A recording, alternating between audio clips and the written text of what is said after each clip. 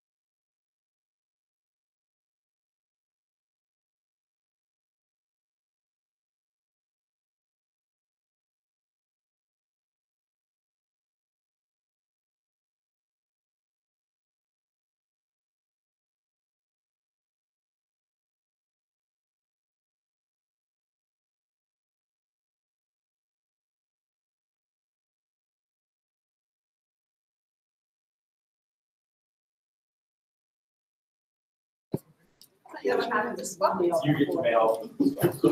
Somehow they get that. Hey, how you doing, Jeff? You know I was coming. So anyway, let's see.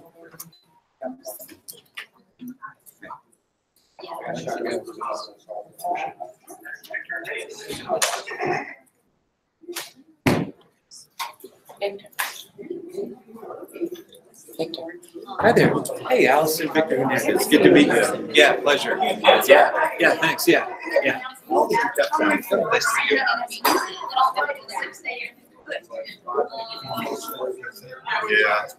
back there.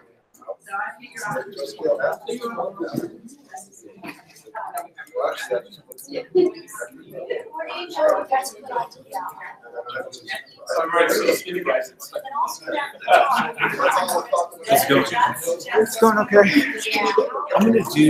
I'm doing this strategy session. Do you know what's the best way to do a hot switch or just run the napkin? Do you want to project? Yeah. Yeah, it's probably the best. Do you have an HDMI? I do. Yeah, it's probably the best, right? I'm sure. I know what it is. I'm here to help. You know if it's on. The projector works. Yeah, it's all. How's your lovely wife? Huh? How's your lovely wife? She's wonderful. Yeah. Good. We went to the arcade last night. Nice. Yeah. Friday night. Cool. Sweet. Awesome. Great. Well, you know, I'm in Seattle now.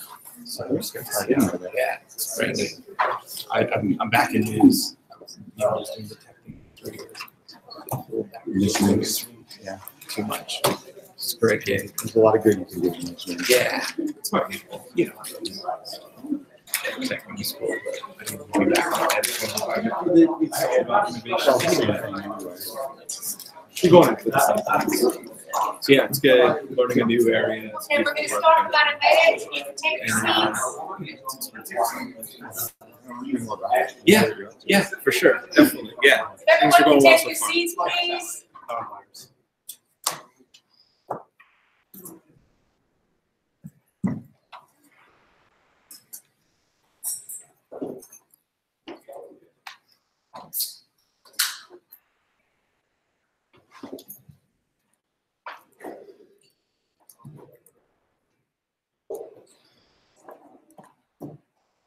Oh, that's a good point. Jennifer, are you watching the people who are calling in? Okay, you got it. Great. Okay, well, it's 9 o'clock, so I'm going to call this meeting to order. Let's do the roll call. Cuneo, Present? Newberry, Here. all here. Kopachatzeff, Here. Bartlett, Here. Davia Richards, Fox, Here. Hernandez, Here. Kissel, Here. Goretzky, Here. Pearl, Myers. Here. Thank you for the delayed reaction. Radsky, that is regional. Riley, Here. Savino, Here. Schatz, Kamens, South, Here. Walker. Here. Okay, and for the record, I know that Davila, Richards, and Schatz are both going to call in for at least part of the meeting, but I don't know yet. And I believe Radsky is able to call in today, so thank you. And we have a couple of brief announcements before we get started. First of all, the internet. I had no trouble, and several of us had no trouble just getting logged in. It might have to do with whether you log in your room before coming down here. But if you're not getting automatically into the Wi-Fi, it is Drury Hotels with an S. Oh, you got it up there. Okay, so that information is there. So let us know if you're having any trouble there. Also, please silence your phones. Okay, and before we get to the reports, I would like Allison to introduce the staff members who are here who will have to leave. So. Behind you, first of all, thank you guys for coming out on Saturday. Behind you, you have Caroline Escobar. She's in charge of chapters and membership. Next to her is Matthew Kent. He is in charge of awards.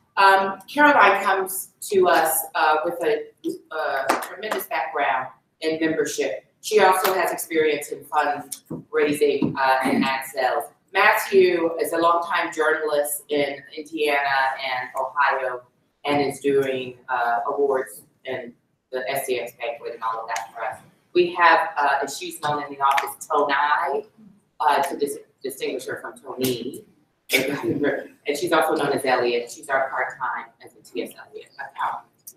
We have Marina Tsunami, who does ACES, one of our clients, social media. She also is the staff liaison for Facebook and does a number of other things. To my right, Linda Hall, who you know has been with us forever. She runs the office, handles everything involving our tenants, the Boys and the Girls Club, and a lot of other things. I'm sorry, Basharat Salim, who's Director of Conferences and Events. Lou Harry, who is our new quill editor. He operates a very well-attended podcast in Indianapolis once a month. And he also is in charge of Google. Jennifer Royer, who you guys know, who's communications. Next to her is Larry Messing, who's the Director of Development, an all-around stand-in guy. The journalist on call, Rod Hicks, who is with us today, and Jake Koenig, who is the Chief Financial Officer who handles all things money. And me. Thank you, guys. You can, unless you have questions for anyone on staff. Are there any questions for the staff before we begin? So we are 12 in total. I'm sorry, I left out Billy. I'm Billy. You know, we don't see Billy that often because Billy is our webmaster and works out of Chicago, and Rod works out of Jersey, so we don't get to see them that often. But Billy is here with us. I'm happy to say. I'm sorry. That's fine. Were there any questions for the staff before they get on with their weekend? Yes. I have a question. Are we at full staff now? I believe we are, and that's something we've discussed. Michael has a question for you, Allison, really. We're at full staff. Are you filled out your staff or you still really good? The one position we don't have is the deputy director. Yes. This is something we discussed quite a bit yesterday in the foundation meeting, and also in the finance meeting, and we'll be discussing it later. But at present, we have no opening for a deputy director, so at present, we're full staff. We've discussed the desire to get a deputy director, but we're not at that point advertising that position. So. Any other questions? Oh, and also, Michael, our postgraduate intern, we're interviewing for that. We have interviews. Yeah, he left about 2 weeks ago to Wall Street Journal. No, he left a year early, as did the previous person. And actually, Jennifer, as I understand, is currently doing phone interviews for that position. So yeah, that is on, but we should consider that part of staff. So yeah, it's an intern position, but it is, they actually do quite a bit on the communication side. So yes, there is that position. Alex, can I ask you a question? Yes. About the call-in situation. Oh, yes. We still haven't been able to get it fixed just with the technology here. So we're having people watch the live stream and type in comments. And questions like we always have. But who was going to call in? So Okay, Andy and the vet delivery. I was thinking the other vets here. But I don't know when they're going to call in. Obviously, it's an 8-hour meeting, and this is going to be part of my it. cell phone number. That's a good idea. I will. I'll email them. I was about to say, do you have their emails? Yeah, we do that. That'd be easy. Thank you. Okay, thank you. Yeah, just email them directly. Tell them how. Great. Any other questions for the staff before those staff members who are not remaining for the meeting? No. Great. Thank you for joining us today. Okay, we have another brief announcement from Sue. All right, since Andy's not here, some of you may have seen this. This is our new effort, May the 1st be with you. The proceeds from the sale of this shirt are going to our legal defense fund, which we have been busy. Make my money. We want to order them by the dozen. It would be a wonderful thing. We want to thank Michael Koretsky, who put the design for us together. Lauren, I'm a Star Wars fan. Okay, Matt's going to get at least a dozen because he is too. Any of you are early Christmas and Hanukkah, Kwanzaa gifts, whatever, stash them when you can. Spread the word. It is on the website, so it's here. This is actually going to go to Mark Phelan, who helped us with some slight legal clarifications to make certain we could use. May the 1st, and we are A-okay with that, so. There we go. Awesome. How much? 26. Okay. I won't take a dozen, but I'll take the first one. That's all right. We don't have to This see is the it. only one I brought with me. Andy is handling the sales as he did with IBAC the first, so everything will go from him. The cost includes shipping. Is it all online? Yes. Okay, that's great. It's all, It was just. but it does include shipping, no extra stuff that he's getting. Well, thank you for the sales pitch. I'm happy to do it, so tell I like it. Okay. There are no questions on that. Okay, I'm going to briefly run through my president's report. I believe you've read it. There's just a few things I'd like to add. Obviously, I began with talking with some of the challenges this year, and I focused on a few committees. And I do want to reiterate, I don't know if it was clear in my report, most of the committees were in terrific shape at the beginning of our year. Freedom of Information has just had a really successful Sunshine Week. Ethics Committee is going strong. We're still doing press for education and education. I chose to focus on 3 that were had been a bit dormant because we are trying to revive those. So that's why I focused on those in my letter. Most of all, membership, and we really do need recommendations. It turned out at the beginning of this year, not only the chair stepped down, but there were only 2 members of the pre-existing membership committee that really wanted to continue on. So we could use some recommendations there. And also, we have a new diversity chair who's really revamped diversity fellowship, and of course Tess is here. She'll talk a little bit about she's getting together for young people. So that's why I chose to focus on those 3 committees. And so those of you who've been around for a few years will remember when I campaigned, my main themes were advocacy and partnerships. So I've been doing personally a lot of work on that. We've done a lot of advocacy this year. I still think we can do a better job of promoting both the advocacy statements that we work on at HQ and also the, it's no longer there, the LDF. He does a lot of great work. I just think we can do a better job of promoting that. Oh, of course.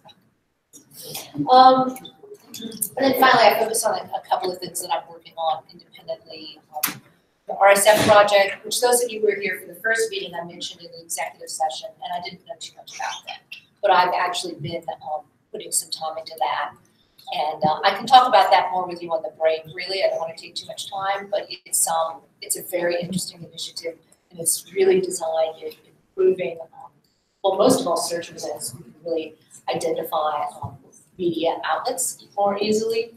And also the World Press Freedom Day Summit, which I talked about a bit by email. It's actually coming up in a couple of weeks. Those of you who could be in New York are perfectly welcome. I can talk to you about that also on the break. But we have a lot of great nonprofit groups that are going to be there, SPJ and RSF and Diafold just coming. So that will be something worth it to be in New York. So that's my president's report. Do we have any questions, both on the written report and the additional? Okay, So without a membership chair. no, we do have, I'm sorry, I went through that too quickly. I think I said in the letter, we do have a membership chair. I brought in a new membership chair. He is one of the 2 members who are continuing. He was previously on the committee. He knows the former committee chair. He was terrific, but the last year it's been kind of that. And he's trying to rebuild it, but he doesn't have contacts with members all across the country. He wants to have some of it. His ambitious is to have some of it. And we had 2 people regional one. So we need a lot of recommendations there. I didn't think you always think about that with his email address, but I can find his email address. Oh wait, Kelly. I was about to say, I just remembered, you want, we have our first one up. I'm sorry. I know. That is, we have our first member. With 4. Yes, we actually have 4. I'm sorry. Too many emails, but I shouldn't remember that. That wasn't my notes. Yes, so we actually have our first person on committee board member. If you have recommendations, that's also. So, any other questions about president's report? Right along.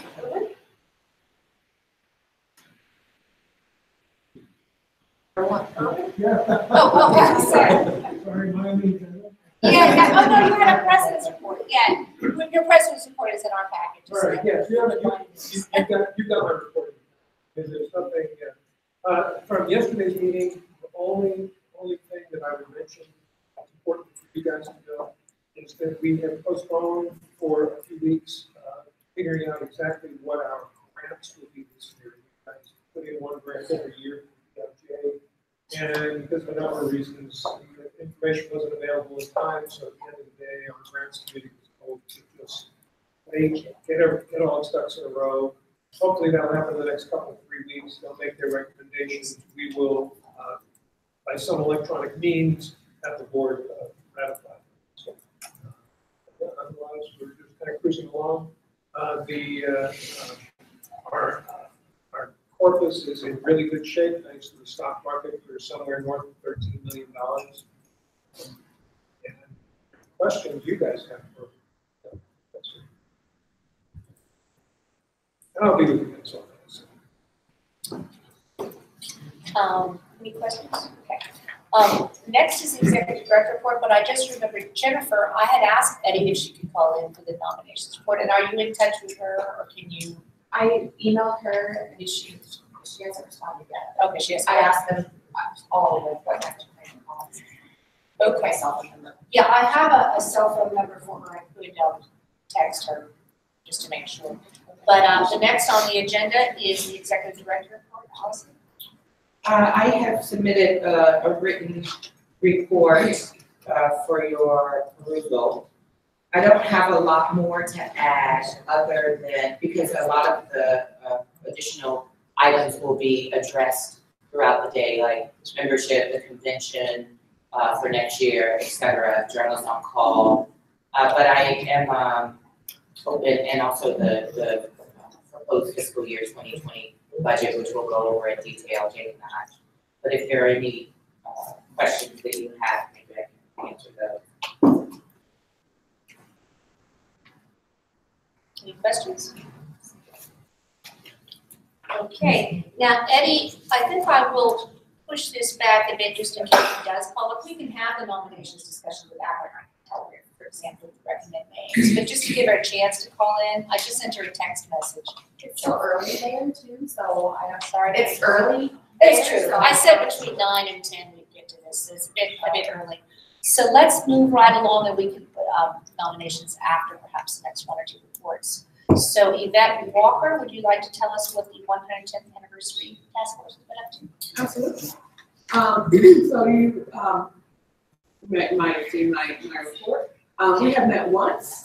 The members of that group were myself, Paul Fletcher, Caitlin Howard, who is a student at the SPJ chapter at the University of Oklahoma, Koretsky, Sheila Solomon, who's a member of Chicago Headline Club, Region 5, and Linda from HQ.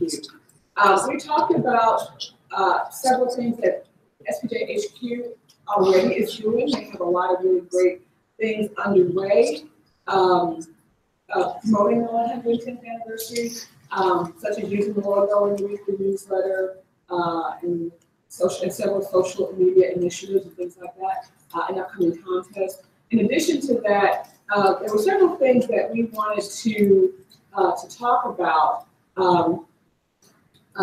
So the things that we are working on are taking a look at ethics and what this anniversary means to what we all agree is our bread and butter issue.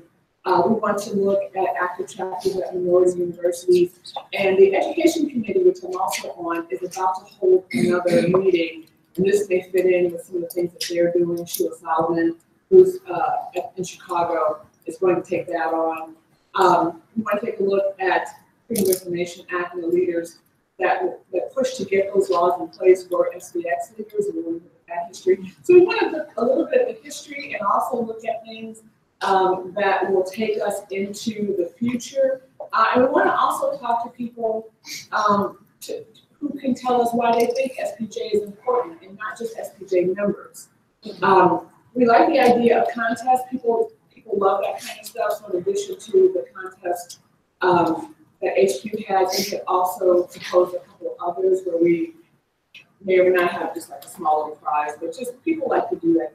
People like to do polls and surveys and fun with the contest. What we had, so we met them one time. What we'll need to talk and actually move is a lot of this content. Where is it going to go? And some of it may go in Quill, some of it may go in the newsletter. So we need to continue to talk about that and where this material might end up. But ultimately, I think we want to take a look at the past and as we go into the future. So those are ideas that we have come up with. There's members on the committee who have already taken their assignments and are currently working on them. We were trying to meet this week, the second time before it was a crazy week schedule. We were not able to do that, but we'll meet soon after this. Okay, those are excellent ideas. Linda? I just was going to tell about Lou and tell you about his 110 best journalism movies. That he and some other people, he's put a group together, right? Yeah, a team of critics working on that. Yeah. It's going to be an exercise of 110 journalism movies ranked. Yeah. So it's not just the best, but we go to some of the terrible ones too. I mean, so that's going to be. We have a lot of serious things, but this is fun. People enjoy that. So we know about the contest. The other two contest ideas, and both of them may or may not go, but that we like. Did you know that there are actually songs about journalism? So we actually have a top 10 list of journalism. I know, crazy, right? So we have a top 10 list of journalism songs, which maybe not contest. But then we had the other idea of asking people what does SPJ mean to you, and getting some nice testimonials that way. Michael, thank you for that, that's your idea. But also to not just SPJ members, but looking outside of SPJ and talking about why that's so important. So we don't know where everything's going to run just yet, but yeah. But no, I really like the movie. Letters in the New York Post by Public Enemy is on the list. Sure it is. Will some of it be written so that it can go online? Oh yeah. Like I said, at this point we don't know what platform any of this is going to go to yet. We think that some would be more appropriate for Quill, and some would be appropriate for social media initiatives. Some would be appropriate for the newsletter. We don't know that. And a lot of that should tie together too. If we're doing it for Quill, we'll also be using social media to get it out. Are you thinking of it like spread out through the rest of the year, or like one particular month? Yeah, I think we should spread it out, and I think we should spread it out and perhaps have some kind of culmination at the EIJ. That makes sense to me. Yeah, I think combination, and we do need a media plan, I assume, with Jennifer on that, and whether this is gonna come out through Quill or through our website, or we can have an SPJ plan. And just so you know, for the dates tied in with print Quill, the summer issue is going to have 110 journalism movies ranked, and the fall issue is 110 most important moments in American journalism. Perfect. And I'll need to get those dates from you when your content is needed. Okay, I do have a couple of hands over here. I saw Lauren first and then Michael.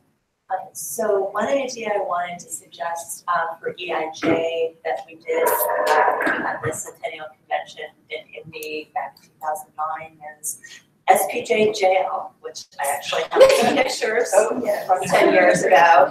And you either had to donate LDF, or you had to spend an hour in jail. And so people would go around and tag. I have pictures of a couple of very esteemed SPJ members. Sheriff Leading Camp. Yes, Sheriff Leading Camp. So still have his hat and the badge. So we could, so it's your goal, possibly would mind spending more time in jail, or Michael here. Was there a minimum donation? I don't recall Linda's shaking her head there. She would have. But, okay. Yeah, there was a certain share you had to get out. Yes. Yes. Donate to get out. Right, exactly. Yes, so we had to go around and get people to donate. And it was fun, but it was a good fundraiser. Okay, and it was taken well by. Oh, yes. Right. Lots of selfies today.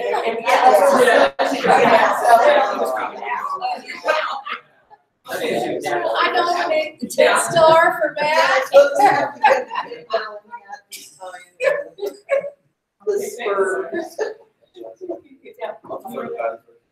I wanted to ask about the tie-ins to EIJ, specifically that a lot of that content also be linked to the EIJ page, so people can kind of identify that we're going to have this moment, we're going to celebrate it big in San Antonio. And then also Larry, might you talk about fundraising efforts that use the 110? I know you're gonna talk later, but it seems like it might be good to bring that into this conversation. Yeah, the main thing we're doing now for the 110 is we're getting the 110 anniversary pin, and we're donating $110 to SPJ, and that'll be able to get. I'm actually also put up here to $9.85 per month. No, that's all good. That help raise money. We're only selling. So you have to hurry and get. Also, the foundation board, yesterday asked about the possibility of having a booth at the, like all the other booths, that celebrate like this. And there's the people who come on and get issues, and you just sit there, some of that stuff that's fun, you can help the booth. I just call it an SPJ group. That'd be a great place for us to sell our merchandise, sell your and are we launching the pin sales on bidding day? Is that one of the prizes for bidding day? I think so. Linda ordered them. I think it's never. Oh, that's what we were just talking about. I just talked to Ken. These guys made all of our cans, the 100 years. We can, I just talked to the day before yesterday, and he expects him to be here. We'd like to see him here next week, but he's sure they'll be here the week after. So we may not be able to do it during the. Well, we show that. Yeah, we have to celebrate that. Yeah, we'll sell them. And then we all know this is. Exactly. And then one last thing, I know that, we always have, the actual code on like kind of like bookmark. And I know we always need to reorder them over time. So the next time we make an order, can we get the logo on it? SPJ will do the logo on it. Or just maybe just one run. Okay. That's one thing that we want to talk about. If we're gonna make another order sometime soon, then you could give those out when we sell the T-shirts. You could put one in there, or when we have the pins, you could stick one in there, things like that. Good idea. Yes. One of the things that the events committee I was trying to do was add up how much money SPJ has given foundation, other places, to other organizations, how many diversity fellows we've had on all these things that we can quantify. So from a strategic standpoint, I wonder if we can make that a priority, because right now no one knows. And I went through the website the foundation has on its part of the website the grants that it's given only back in 2004. Did it before that. And of course, a lot of those grants are to us, and I went through and tried to find all the grants that we've given to other organizations, NPPA, all the legal defense fund money that we've given, the amicus, because one, we do it anyway, not just on 110th anniversary, but how much stuff do we do, not just for us internally here, but for other organizations. I don't know if that's something an intern could monitor or visually compile and then add to, but it seems almost criminal that we've done all of this stuff over all of these years, and we have no record of it. And Michael, I actually started doing this, but like you said, one I wanted to do when it gets before, like, when it gets 20 years back, it's a little more digging, but it's a building list that I'm working on, so thank you. Yeah, I suspect that's a record keeping issue, but it's an excellent idea. We really should have a record of that. Yeah. I will say that Yvette asked me to get the fellows, but I'm just gonna let me pull that report right now, so. I put in a ticket, and they haven't been able to fix it right now, so. Well, one thing will help probably when we move from IMS to Blackhawk, but we still have to have the data to pour in there. I suspect this data, if we don't have it in electronic form, to go back. Especially the LDF, that's kind of harder. I mean, I have a folder that I'll turn over to Larry that has the approval from Mark and the amounts. And of course, we can dig the checks, because we send the checks out once you guys approve it, we'll give to him.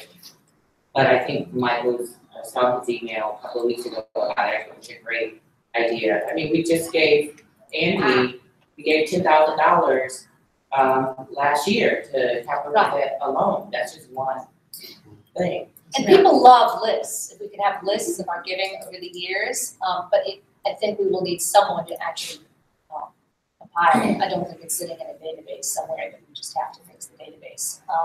And that may be a job for an intern. Now, the communications intern already has a lot to do for Jennifer. I mean, this may be another part-time internship. We'd have to think of how we, fund that. But I think it's an excellent idea. Yeah, this was a great idea that Michael had, and he's great off the website, but this idea of, again, promoting ourselves will, just this one thing, will help so many different areas. It could help in membership, it could help telling our story, it could help just kind of across, so not only just using this to celebrate. So I think Michael's idea is a great one, and if we can figure out how to get the old stuff, and then from now on, make sure we have some kind of process in place when we can do that, I think would be very helpful to the organization. Yes, Carol? Just one question, Lou, I don't want to take a whole lot of time, but the 110 list, so we're actually going to proportion pick a best journalism movie? Yes. And who's on this panel? I have a team of 5 or 6 critics, including myself. I'm going to ultimately make the decision. Okay. But I welcome input. Can you tell us like who the front runner? At some point. I can tell you, name a movie. I Zero Fridays in the top 10 easily. Yeah, okay, I enjoy the paper. Paper will be in the top half. In the top half.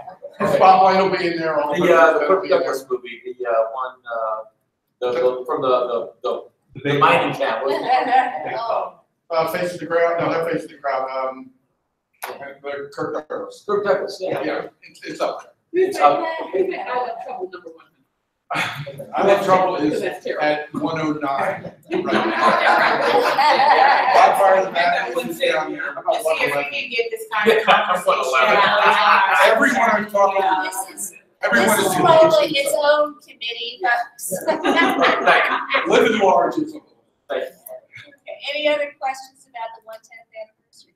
One more thing about the movie. Did you see pointing to their top 25? Yeah, I just saw that come out. 25 is for rookies. As a I respect that. As a San Diego, Anchorman was not on that list. Anchorman is in the, and again, Bottom I'd third. like being able to address some of the terrible ones. I would like to say, Alex, that we are very thankful for Google for giving us 25,000 for our 110th anniversary to spend at the IJ. We asked for 30, they gave us 25. We're very happy with that. We've also asked for a special donation from Facebook for our 110th.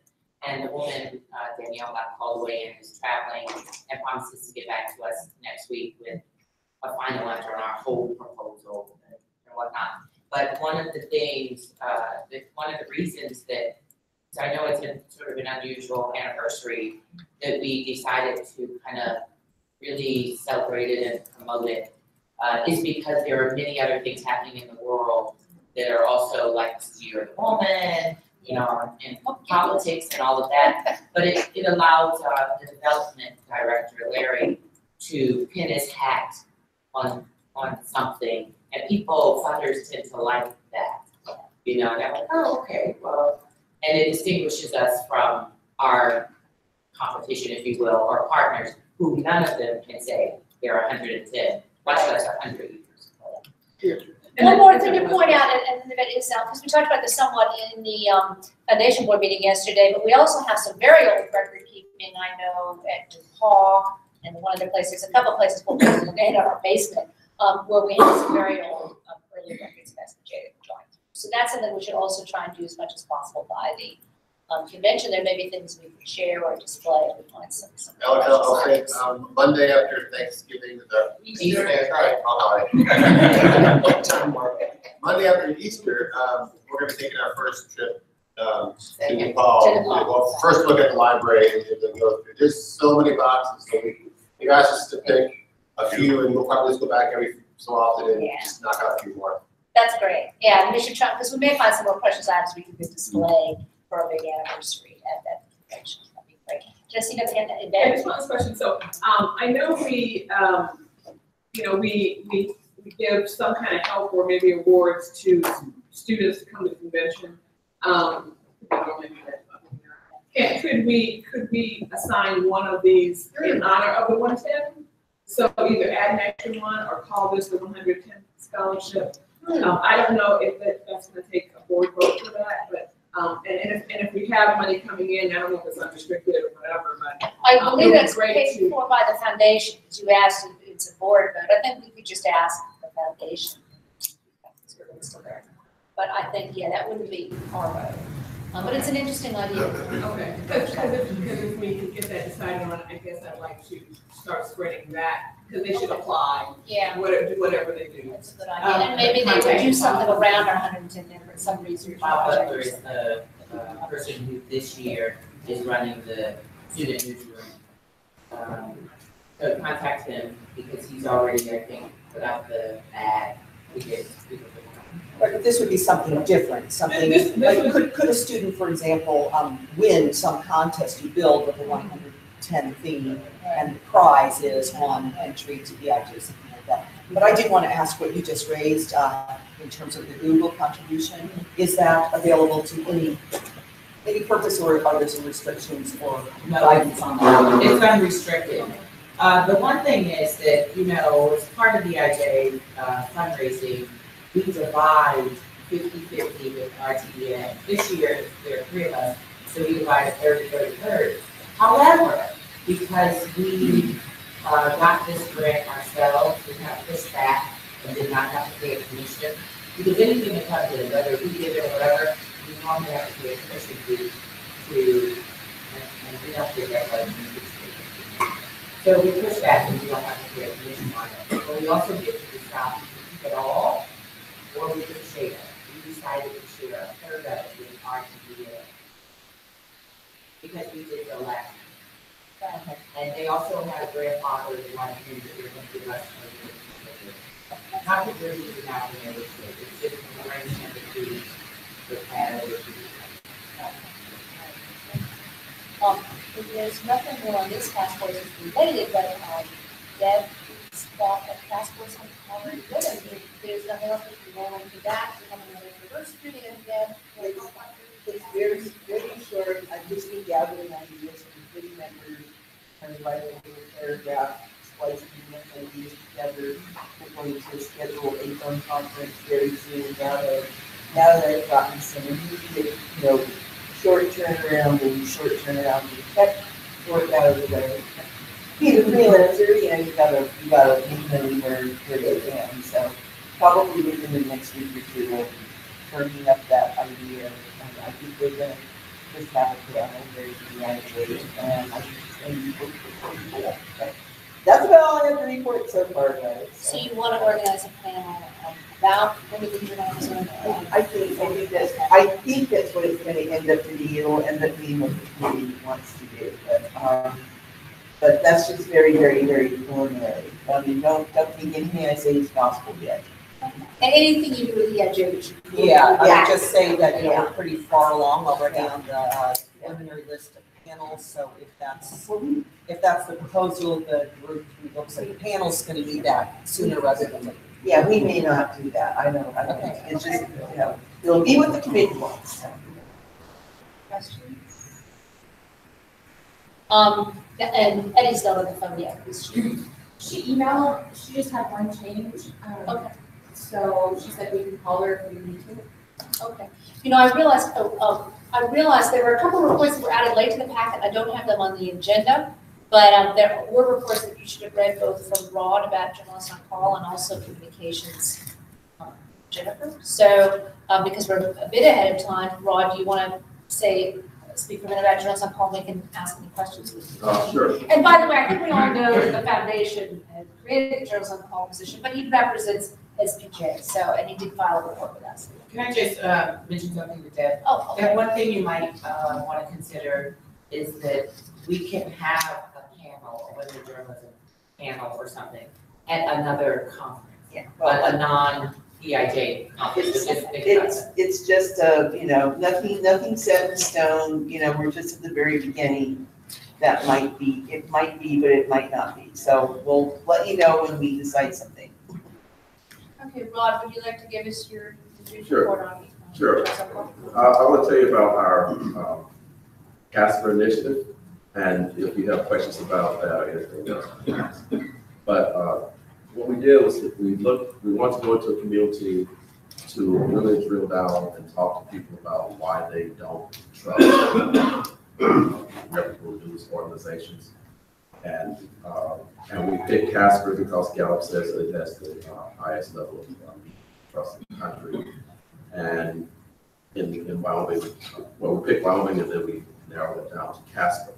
So we have a focus group of, we've had just a little over 30 people spread over 2 sessions to attend these things. And the first session is just a listening session. People talk about why they distrust the media and other issues that they have with the media. Very passionate. A lot of people said things we've heard before, some things that I had not heard before. But it was a good discussion. And then the next session, which Allison attended, was one where we talked about distinguishing news from other types of information, which often gets confused. In future sessions, our next one is on May 7th, and this is one that will help give guidance on how to evaluate news stories for bias and misleading information. And then there's also a tour of newsrooms that they're doing before we do this stuff. I'm not there for that, but we have an intern who's setting it up, and then we give tours of newsrooms where they'll get a chance to talk, ask questions, and speak directly to journalists. And then we'll have a panel of local journalists and a panel of national journalists, most likely Washington-based, that they can speak directly to and ask and present their concerns to the speaker. And what we hope to get out of it is, one, the understanding of why people don't trust what we do. And hopefully from that, we can propose some strategies for addressing it to the extent that we have any. Because some of these things that they're saying are going to be difficult for us to convince news organizations to do. But we also want to leave them with a better able to judge news stories and better understanding of how to do their jobs. Hopefully they'll see that we don't make up sources and that we have what sources are known to us, things like that. And we'll wrap this up on July 16th, and a report about what happened, including recommendations and any prospects for scaling this so we can do it with other communities will be presented at EIJ. Want to say that the Journalism on Call project, along with Facebook, Google, and Scripts, are probably our biggest projects and take the vast majority of my time in terms of coordinating and organizing. Rod's doing a great job at Casper, and when I went to wave the flag, I got a great response from the folks who were really glad that someone came from headquarters, because it made them feel as though they see Rod regularly, but as though there was an entire organization behind him. So they were like, oh, the executive director's here, this is like a really big deal. But I will say it was really hard to sit in the back of the room and hear the things that people said about journalists. It was really tough, and not say anything. That's what I was curious with Rod, if you could give us a sense of your impressions at this point. You want examples of what people are saying? What are you getting from it? I'll just tell you a couple of things. There was this one person who said, whenever a news organization runs a story that's negative about a person, they should go out of their way to make sure they include something positive, because no one is all bad. Another woman took issue with an Associated Press story that started off saying that the president was at some overseas trip and he opened the meeting with a lie. And she said that she got turned off from the story starting that way because that was, she saw the bias of the reporter from the way that story started. Those are a couple of the types of things that we surveyed, we did our registration form for this, asked questions about how much they trust the media, what news organizations they rely on, and so forth. And one of the questions that we asked is, what is the biggest problem with news organizations today? And overwhelmingly, the answer was bias. But also we asked, what are your preferred news sources? And it was Fox News, MSNBC a couple of times.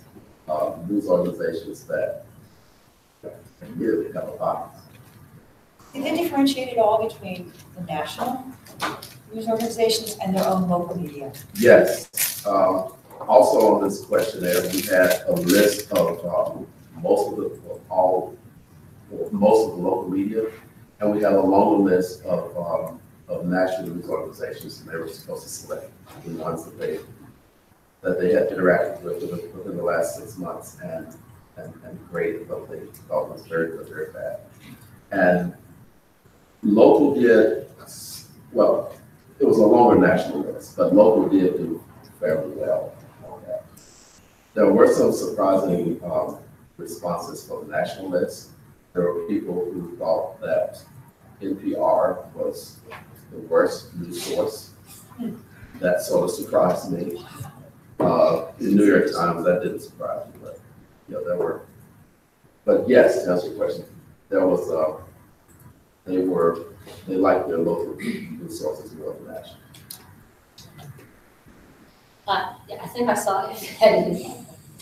I might miss this, but so do you plan to take your report or these responses or concerns from people, and will this go perhaps in Quill, or where will we see a distillation of these concerns? There would be a report, and it would be fairly detailed, and it would include some recommendations.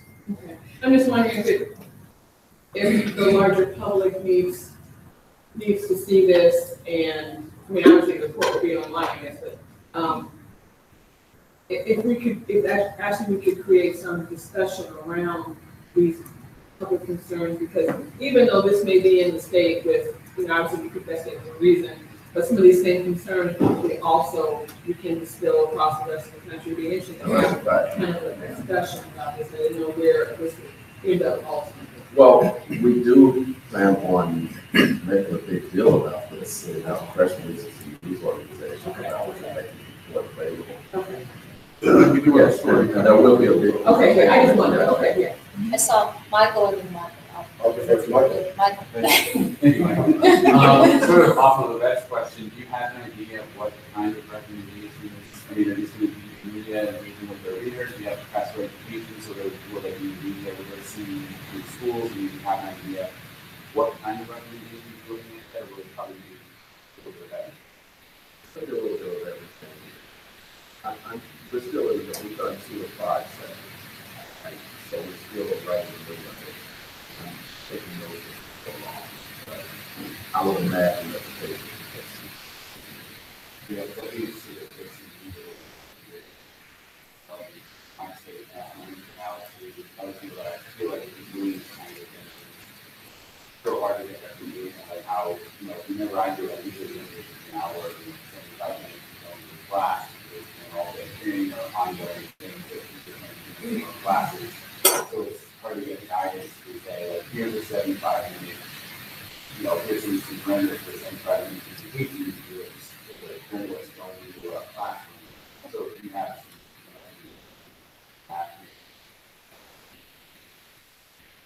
yeah, and just piggybacking off of the ability to come off of it, I've been in contact with the director of education. And I think that they would be interested in working with us if that's the area. Well, the session that we just had recently was about all 5 guys. But we might take some of these concerns and somehow get them into curricula some of you know that I teach financial and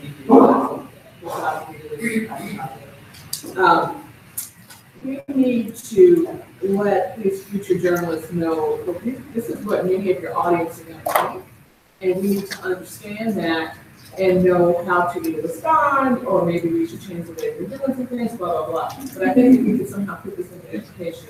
And not just journalists, I've heard from a lot of high school teachers that are just trying to get more, they talk generally about digital literacy into their curriculum for social studies. So obviously a part of that can be media literacy, because teachers are very mindful of the fact that these students are going to go out there and nobody really knows how to handle a changing environment in the media landscape. And so if we can sort of get in there and give them some, structure, some guidance on how to address media literacy, that would certainly be a great way to promote SPJ. And also not just the findings, but if we're creating a qualitative model for capturing this type of research, get that to the local SPJ chapters, J schools, social scientists, and expand that model and start capturing this data all over. What do they think in Lincoln, Nebraska? What do they think in Chicago? What do they think in Connecticut? And start building ideas, because he's created a set of questions and a model that is working in Casper, Wyoming, and we can share that with others within SPJ. And I really think the J schools will go wild with this. It's a great student project, and away they go. And there's grad classes where they're learning qualitative and quantitative research. And the way you use this may have to be tailored to where you are, obviously. And it's different from Wyoming, so. Yeah. I will say that when we talk to funders, they're most interested in journalism on call. And so Ron and I have been in deep discussions, and we've also talked to the SPJ Foundation board about this and what we will propose to funders, what portion of this. And it's always been the idea that the Casper project would just be sort of a test community so that we can scale it up and it can be replicated in other parts of the country. Because the other part of his job is parachuting into volatile situations, which is why he went to Sacramento last month or whatever it was, when there was a shooting there and journalists were arrested, a police shooting. Now let's have some hands here. Koretsky? Two quick strategic things. I think number one, I would hate to see this program be the only way that we talk to non-journalists. I remember a few years ago, Lynn Walsh, when she was president-elect, spoke at an event that carried nationally on Twitter, talking to non-journalists. And among the things she learned, someone ripped her for journalists using anonymous sources. How can you run stories with people you don't know? She said, "Do you realize we know who the sources are?" And everyone in the room said, "Oh, really?" So I think sometimes we get siloed. We're not in touch with our readers, and I worry that Journalists on Call might be such a success that we don't do anything else to reach out to people, even as a board. So I would hate to see this be the only program we do where we reach out to non-journalists. Second, I think it's totally inadequate to just issue a report, a press release, and a statement, because we always do that, and no one really cares. I would love to see CJR, this be something that they would be interested in. I understand everyone's comments from the educational side about curriculum. I think that's awesome. But this gets back to the fact that we do a lot of cool stuff, and no one knows we do a lot of cool stuff. So somehow we have to be in contact with people like CJR, other publications that write about journalism, other influencers in journalism, so that we can get a lift from all of our hard work. Okay, a couple things, if I may. First of all, what you mentioned about the number of sources, we had that discussion in our first session. Somebody brought that up.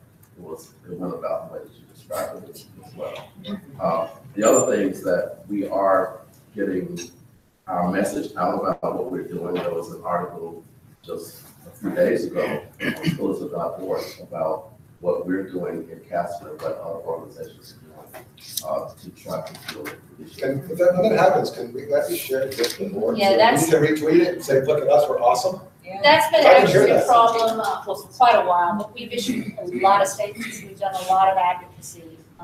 it doesn't get shared. I think I saw some comments actually on one of the board emails saying that we had. Well, we not issued tweeted it, it was all over our social media, I think it was in my written report, and it's in Yeah. the written report. We need to do a better job of sharing that with the board and having the board re-share it. I mean, I saw a comment recently that we had not issued a statement on the Acosta Press Pass issue, and we'd actually issued 2. Now, that's not a criticism of the board, I'm just saying we obviously didn't get that information to the board properly, or people haven't seen it. So, and actually also to what Goreski said, I can confirm, I've had non-journalists say things to me. For example, what is the difference between an editorial and an op-ed? I don't know if that's come up under Casper.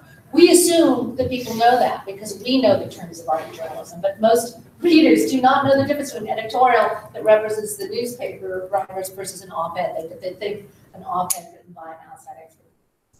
Actually, Patty, you have questions? Just playing off the idea of expanding the reach and the impact of what Rod is doing and interfacing with the classroom. So 3 of us at the table teach at universities, yes? 1, 2, 4 of us over here, right? So maybe as you move along and you get to the recommendations part, if there's some piece of it, we could pilot in the classroom. And I don't know what that looks like yet because I don't know what your recommendations are going to be, but I would be open to that for the fall, for the spring, whenever you're ready to do that. You can test something curriculum-wise with those of us who would volunteer to work it into our syllabi for a particular class. That'd be really interesting because you're in Connecticut, I'm in Oklahoma, and you're... I'm in Ohio, also in Ohio. And Jeff, where are you? Virginia. Right, so we've covered, we need some more West, and Chicago in the classroom as well, I forgot, right? So we have a lot of places where we could put this into classroom trial. Doesn't matter. Yeah, I'm sorry. Sorry, Patty, we have a lot of educators at the table, sorry. I think to some degree, that is the audience we expect because that is who we are. I think what we need to do is push on an external way. Get to the civic groups because they're the ones, even if it's the League of Women Voters, for heaven's sakes, at least they're receptive and they understand. They may not agree with what we do all the time. I mean, I work with them on forums because I moderate political forums periodically.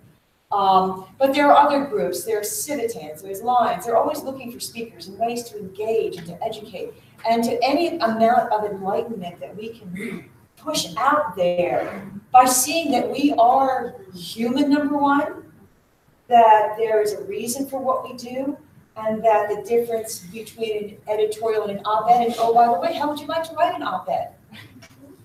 I mean, that's the way you bring it in. I'd love to hear more about the League of Women Voters because actually.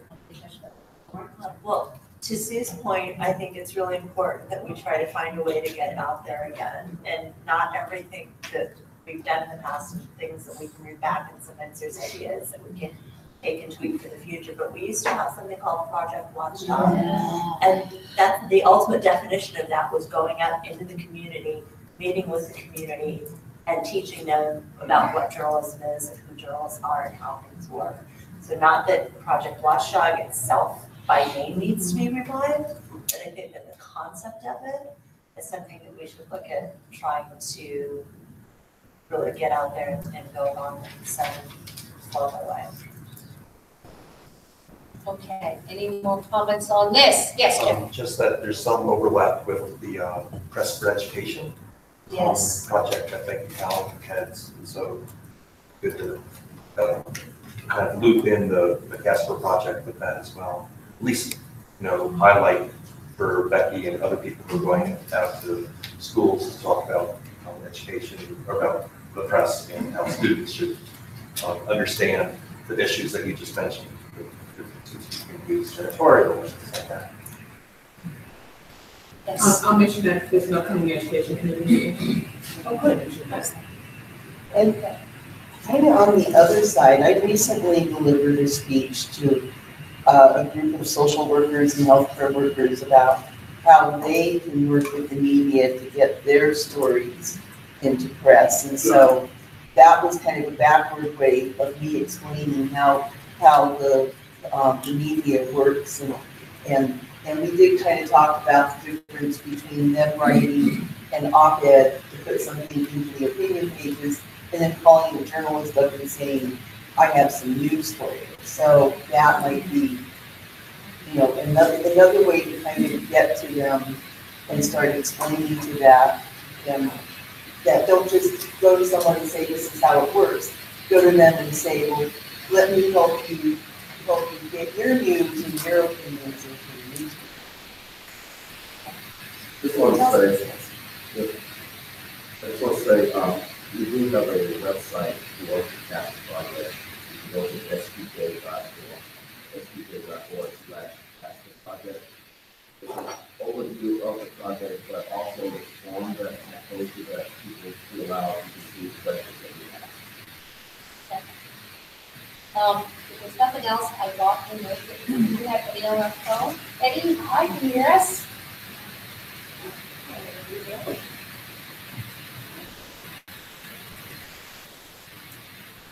Can you hear me now?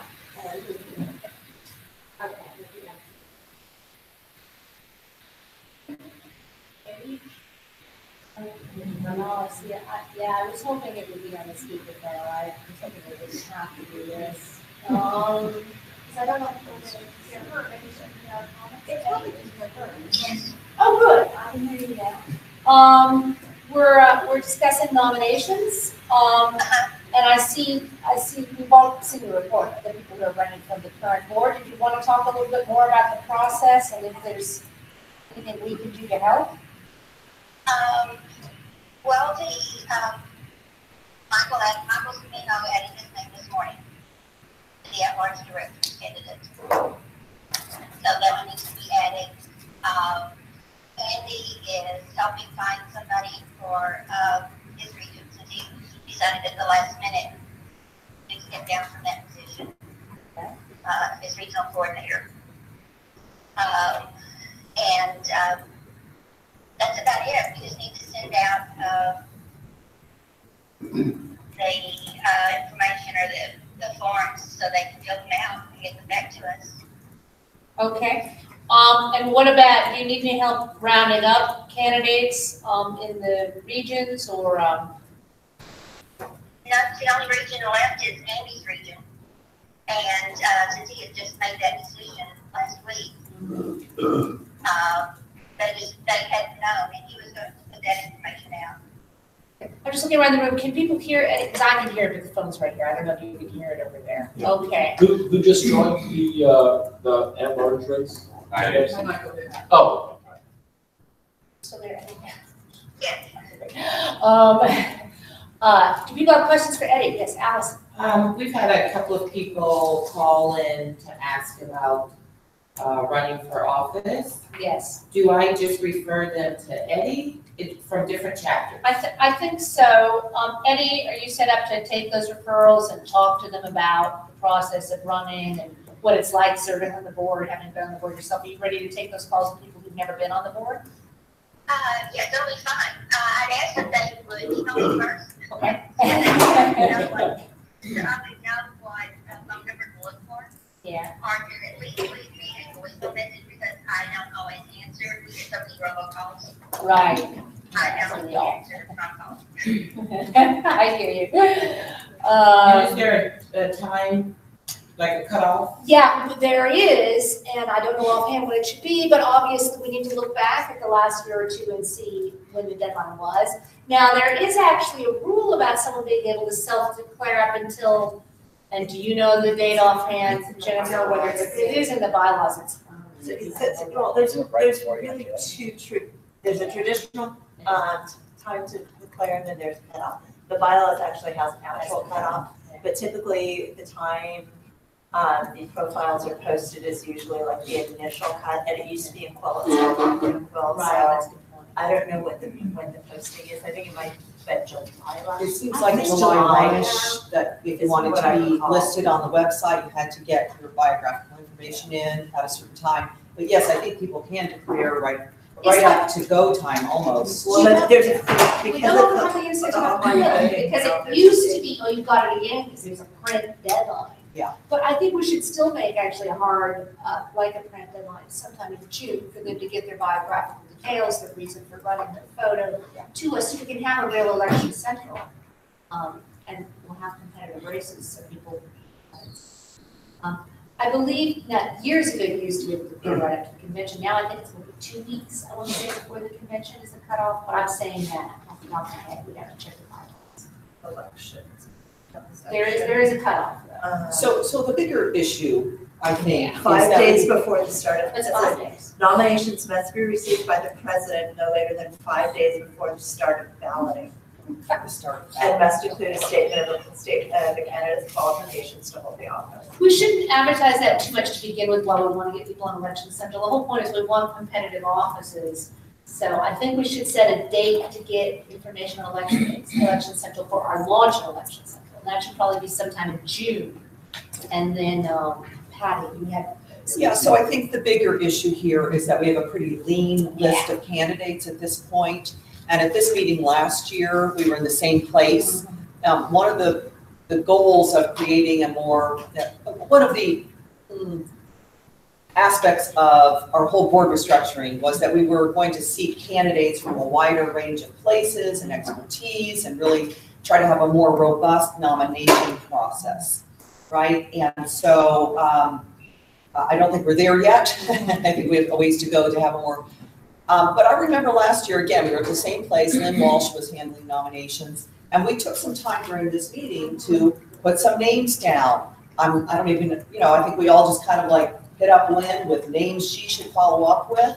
And so I would really encourage all of us to take this job seriously and think about people that we have met in our SPJ travels, people in our regions and our chapters, and think about who would bring new energy to the board, new priorities to the board, be ready to go and put in the work and so forth.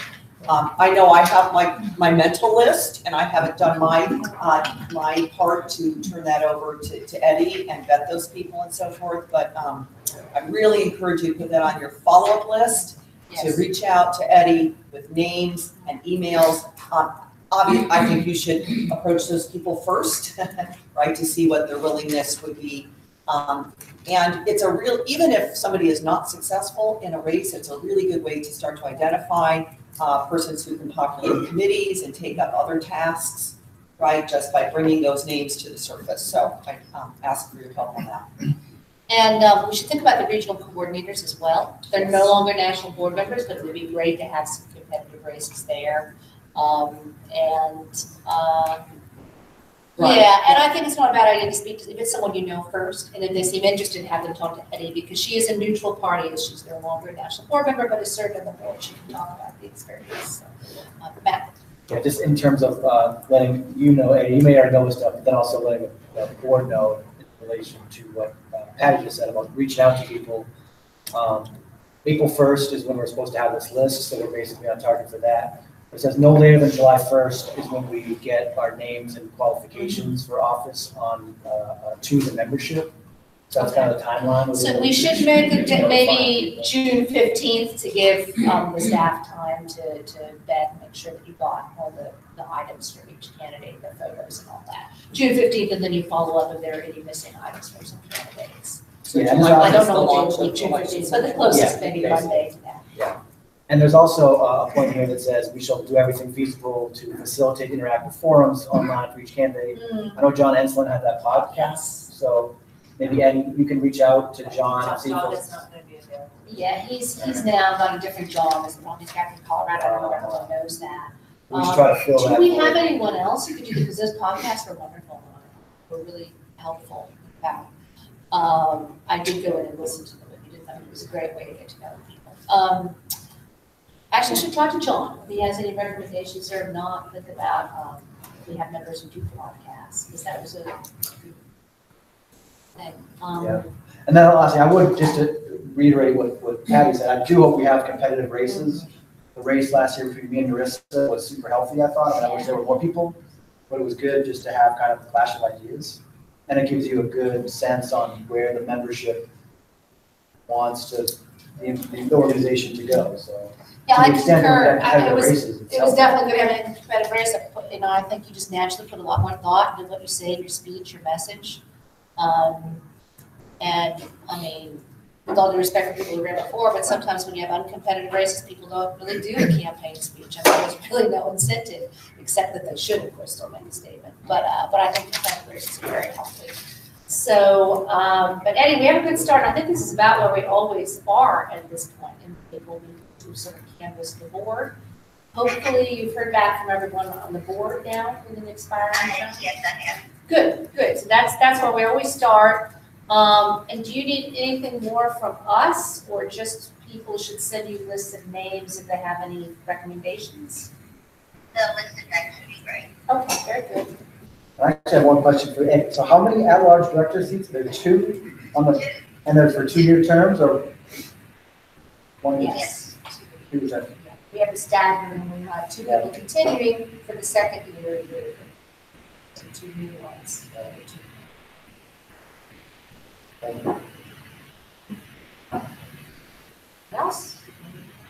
Thanks for calling in, Eddie. I know you have plans today. So thanks for joining Well, us. may I take a moment to say Yes. thank you all for your help with my discussion. Maryland for the extra month. It goes a lot to me. When y'all reached out and you brought me down the goodie bag that really, truly did. That was my breakfast, my lunch, my dinner, night, day, and then following up for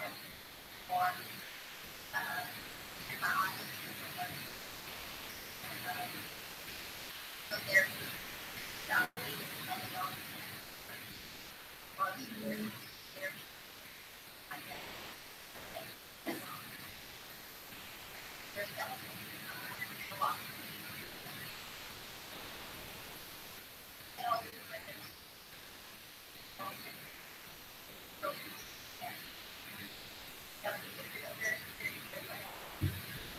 We were only too happy to do it, and I know Andy's not here, he was the one who actually did those, so I don't know.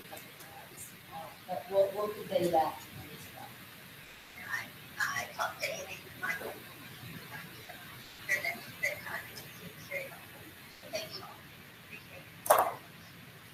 Thank you for all of your doing. I mean, despite everything dealing with violations.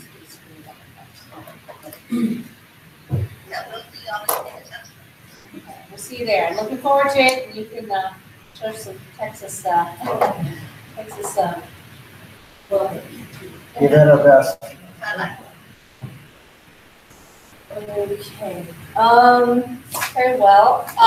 We are now to the long-term strategic planning conversation, and just FYI, everyone, we're about 10 minutes behind, but that's not surprising because we basically added an item. I didn't know that we were going to have Rod's report until the packets came in. So we scheduled 90 minutes for this, and I'm happy to go to 11:40 because we're actually having lunch rather early. So we'll just take that 10 minutes for lunch. And I will hand it over to Patty and Victor, except to say that I think this is one of the most important things we will be working on this year is our long-term strategic planning. This is going to be a multi-year project. But I think it's very important that we get started this year, which is a transitional year. We've been dealing with a lot of operational issues, and now we can finally, at the mid-year point, start thinking. Yes. One question to the, Victor, who, right? Yes, they'll be leading this part, which will be the next 90 minutes. How many guys are on the board and Paul Fletcher is president? All right, so for those of you who are on the board with Paul Fletcher as president, do you guys remember the strategic planning exercise we did where we broke into groups, we had lots of Post-it notes? Oh, yeah. And then they were coalesced, and Joe said that that's going to be something. It was actually membership, that was a bit different, because But it he was- did a membership session and then, But it was supposed to be a strategic plan of membership. Does anyone, I'm not asking this facetiously, I really don't, I didn't follow. One, whatever happened with that? 2, does that inform what you guys are doing now, Patty? Or did you start from scratch? Well, okay, it does inform, that we don't want to just have an exercise in futility. Okay, so that's, I think, hearkening back to that was a invigorating, energetic, creative, a couple of hours that we spent. And then I recall no particular follow-up. Right. I think we got some. I don't know, maybe I'm wrong, maybe the staff can correct me. Oh, we died for lack of a second. Yeah, exactly, died. I mean, we made a report from that session. We implemented a lot of the ideas for membership. Things like that. Tara and I worked together because they were the different groups. And to be clear for the people who weren't here, it actually was a different exercise. We had, and this was our previous executive director, Joe Skeel, thought, because we really don't have a strategic plan, we would focus on different aspects. So in Paul's year, we talked about membership, and we had a sort of plan thing around membership and invigorating it. Just thinking of different types of members. In Lynn's year, we talked a bit about communications. That was a different one. We didn't do anything last year. This is different because now we're actually that's not my question. My question, I'm not trying to, you got good ideas out of these things, that's awesome. The reason I bring it up is I want to know what we can learn from whatever happened before, so that whatever these guys do, well, let me actually go down that rabbit hole. So whatever you guys do, let's want to continue this process. Let me briefly actually say, because there is a timeline, a very broad, brushed-up timeline, which is that at the beginning of this year, and we're just getting really started now, at the beginning, this guy set the goal of having a strategic planning framework at the final meeting in September, final meeting this term, for us to discuss. And that is a specific type of document, which we're looking into. It's a framework, and then in the second year, Patty's year, we will flesh out the framework. So that is the timeline. So this is the first conversation to get ideas, to hear from the board what our goals and objectives, our blue sky thing is. Then we'll be holding a series of meetings. We're talking about bi-weekly meetings between now and September. All right, so there's a plan that's we are bringing a report. Yes, we're bringing a report to the final meeting to discuss and approve, and then we'll continue with that. Awesome. Yeah, take it away. Well, let's let Linda, please. Linda had her hand up, Alex. Well, I was just gonna say that, okay, I was just gonna say, my memory's kind of bad now, but the last time I remember a strategic plan, Terry Parker was involved. Yeah. Well, and we actually, we have that, I sent you something. Yeah, I remember that. So that's the last strategic plan. Yeah, I think I forwarded something, and I think we got it from Joe, but I think it actually was back. I think it would help us all to see it, just to know what it was. Yeah, can we start this? Yeah. Or we'll work with Lou onward. We're going to get a lot of these things that people are asking about. So. All right, so thanks everyone, and we're going to get rolling here. I think you all know Victor Hernandez on our board, and he is chairing the task force. He's put together a PowerPoint, and we're going to kind of go through this. And just as a very brief preface, this is the beginning of a conversation that's going to take a while to work through. So we're allotting 90 minutes to today. And Victor set up a pretty aggressive calendar for us to continue to move forward. And yes, there was a strategic plan. It's about 10 years old. It's single-spaced in 8 pages and not very realistic because it was everything. What does SPJ do? Well, everything, which is kind of what we've been doing. We're kind of trying to do everything and not really being very deliberative about what we do and what we don't do, what we do well, take away some of the things that we don't do well, et cetera, et cetera. So, and that plan, so far as Joe would tell me, basically sat in a desk drawer, pretty much ignored for the last decade. So here we go again. And we hope that this is something that is a more succinct result that guides us forward.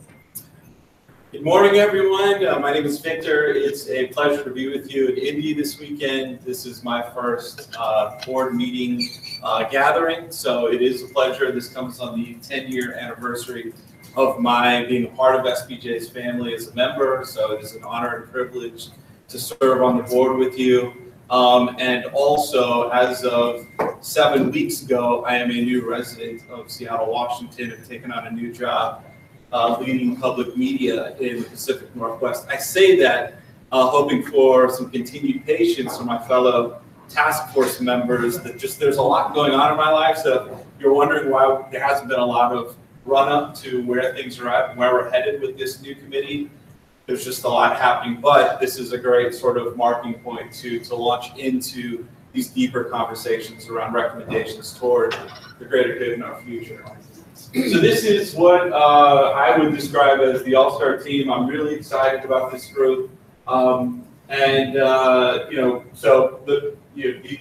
this is a great makeup in terms of diversity of perspective and backgrounds and sort of history connections back into SPJ. Julia is our student representative from the University of Maryland, so we're excited to have that key perspective as we talk about the hallmarks of our future as an organization. And then, of course, there's an opportunity for someone from the foundation board to join. We would love to sort of pluck that up and figure out what that critical piece looks like. Hopefully, sometime over this week, and that would be terrific.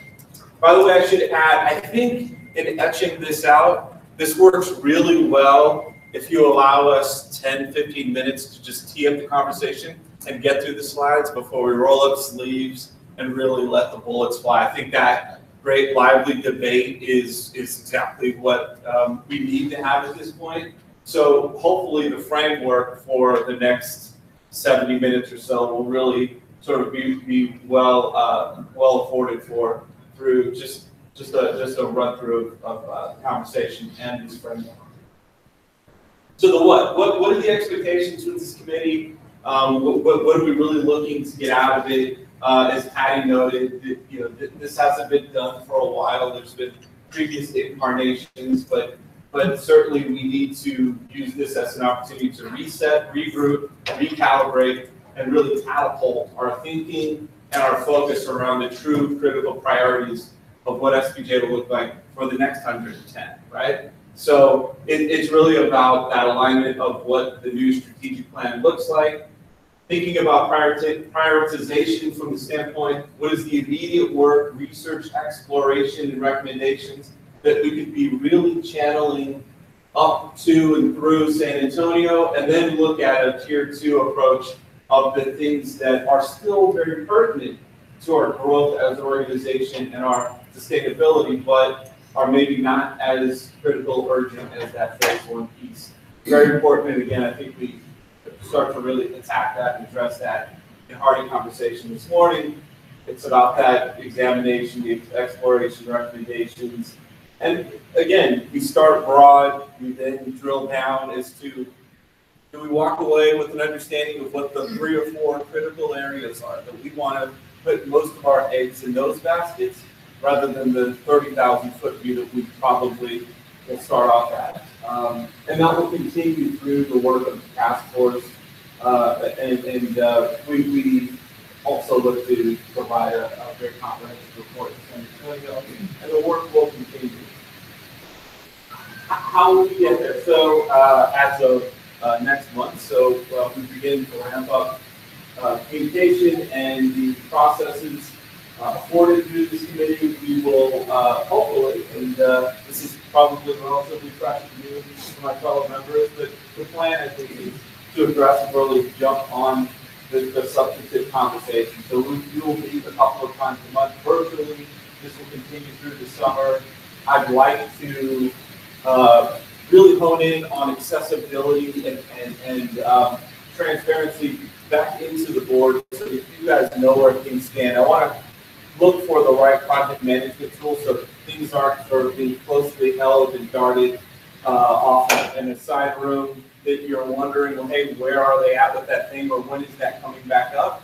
So we'd like to make that information, sort of those incremental outcomes available to you all. And likewise with the summary brief that I would provide to our groups monthly, just as sort of a thumbnail of where things are and what's ahead, so that San Antonio isn't the proverbial lifting of the curtain. You get to find out what we've been talking about and coming up with for the previous 4 or 5 months. And so we're really excited about that aspect.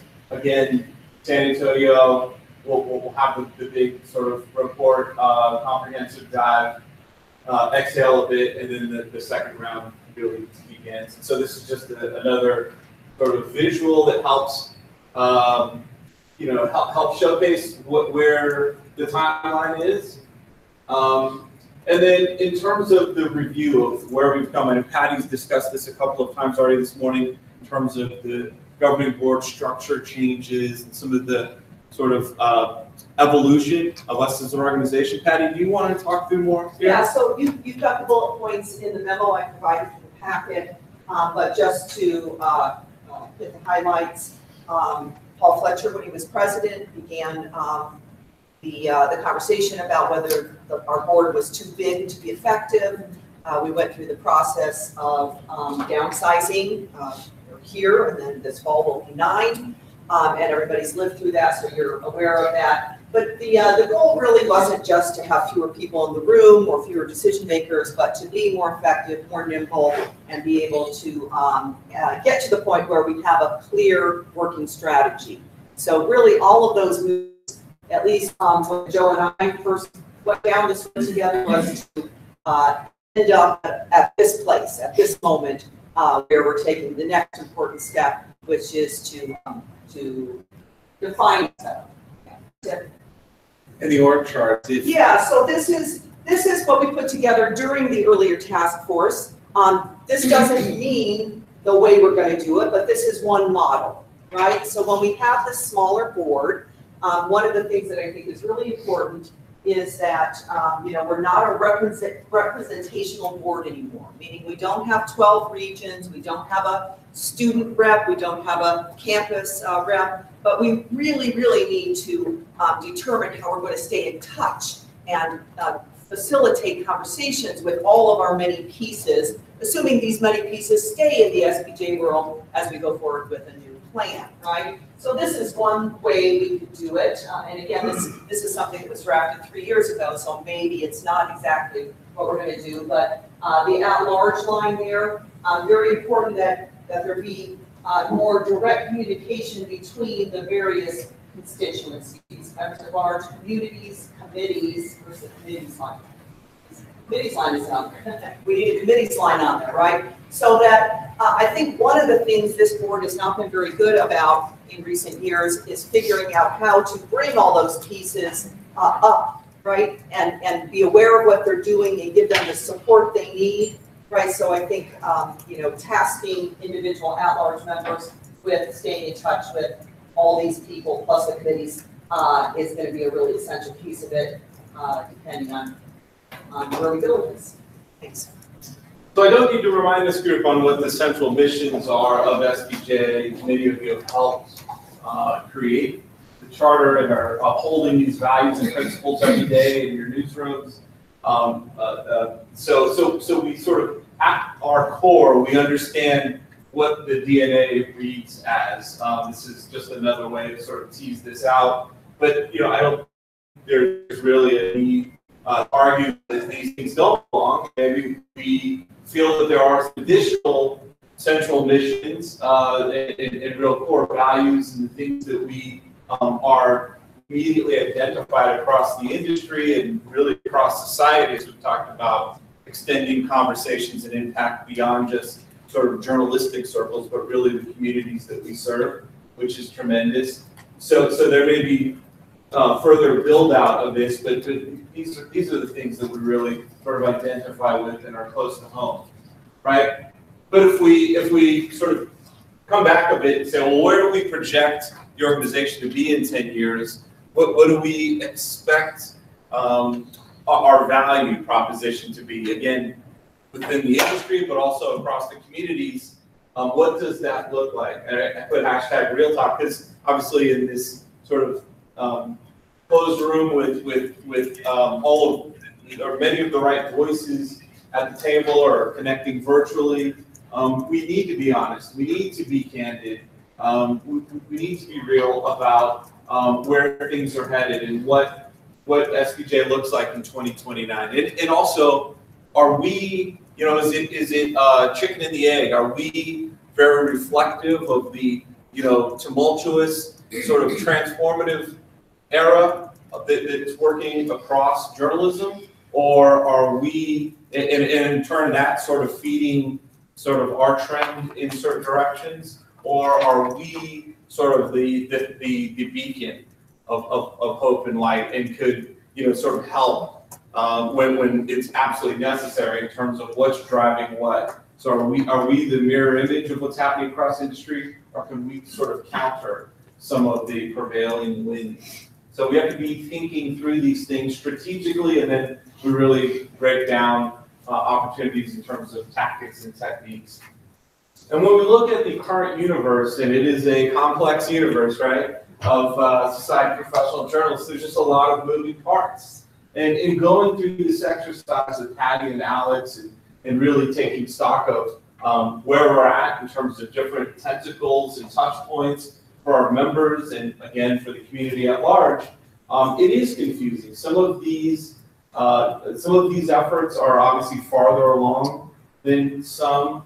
Some of them are more relevant or more sort of recently being updated and managed, and others are falling a bit behind. And by the way, I have asterisks next to the 200 chapters because we between the three of us, we weren't exactly even sure on what that true number is, and I'm sure staff probably has a better handle on what that should be. And so just the common thread of what exactly is within our ecosystem of SPJ is important. And the committees continue likewise.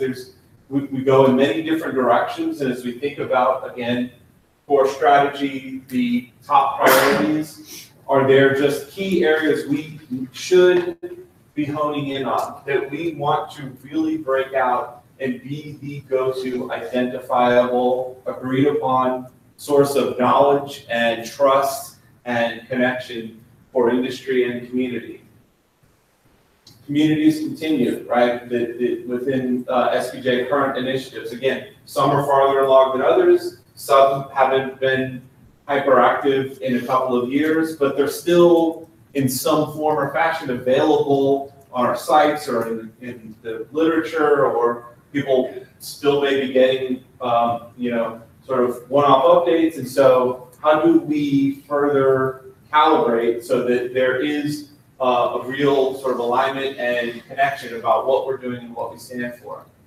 And again, the initiative's sort of roll call continues. We've got great sort of outputs and touch points, and people can coalesce and work with us or receive support, but again, we go in many different directions. Is that detrimental to, again, the immediate value proposition of what most expect from SPJ? These are questions we, the task force, but we collectively need to further answer. And then we're in the home stretch, and then we'll open it up. But if we look at it from the standpoint that not in a competitive perspective that, hey, we want everyone only inside SPJ. I think, many of us belong to multiple professional associations, and that's good. There are specialty areas. There are specialty sort of networking opportunities. There are specialty training pursuits that are available in some of these. And by the way, there are probably 100 to 150 more that weren't going to fit on this slide. But the point is, where are our members' attention, support, checkbooks? Where are they going to that if it's not SPJ, what is the draw somewhere else? And again, not that we need to be the only source of and recipient of those things, but we just need to better understand and coalesce about if there's perceived better value elsewhere, where do we fall short? Or maybe we are actually doing that particular work and filling that hole or exceeding, but we just aren't showcasing enough, right? To your point about how we are doing so much to help others over the years, where does that live? How do we showcase it? And how do we bring others back into the SPJ group? So just to recap, the task force is in effect now. After this meeting, we will begin our consistent discussions. We will develop a working plan around the bigger areas and items we wish to review, research, and really sort of focus attention on. We will work on the report from San Antonio, and again, we look forward to not just updating the board, but we want your expertise, we want your input. You don't need to be, we don't want 40 people at each of these body reviews, but as these topics are coming up that we're going to speak to you, we would love to hear from you and get your involvement on that. So with that said, I'm happy to jump back around and we can sort of dive into where we need to in terms of, again, what are the central missions? Are we hitting the right notes? Where do we see ourselves? Do we have too much? Does anybody think we don't have enough initiatives? Patty is going to capture the notes. Yeah, right, that was a little sarcastic. And I actually already see hands going up. Yeah. I don't know if you want me to call when I see hands. The one thing I would say is the advantages of the smaller board are obvious. One of the advantages, still have a fairly large board, you have a lot of people who live on this, what we have, SPJ. I noticed on your first slide that the foundation versus PBD, I wonder if to frame this debate, it'd be okay to ask some of the foundation members that are here that served on the board long ago and might remember. I think Fred Brown was telling me the last plan that he remembered from the strategic plan was during the Clinton era.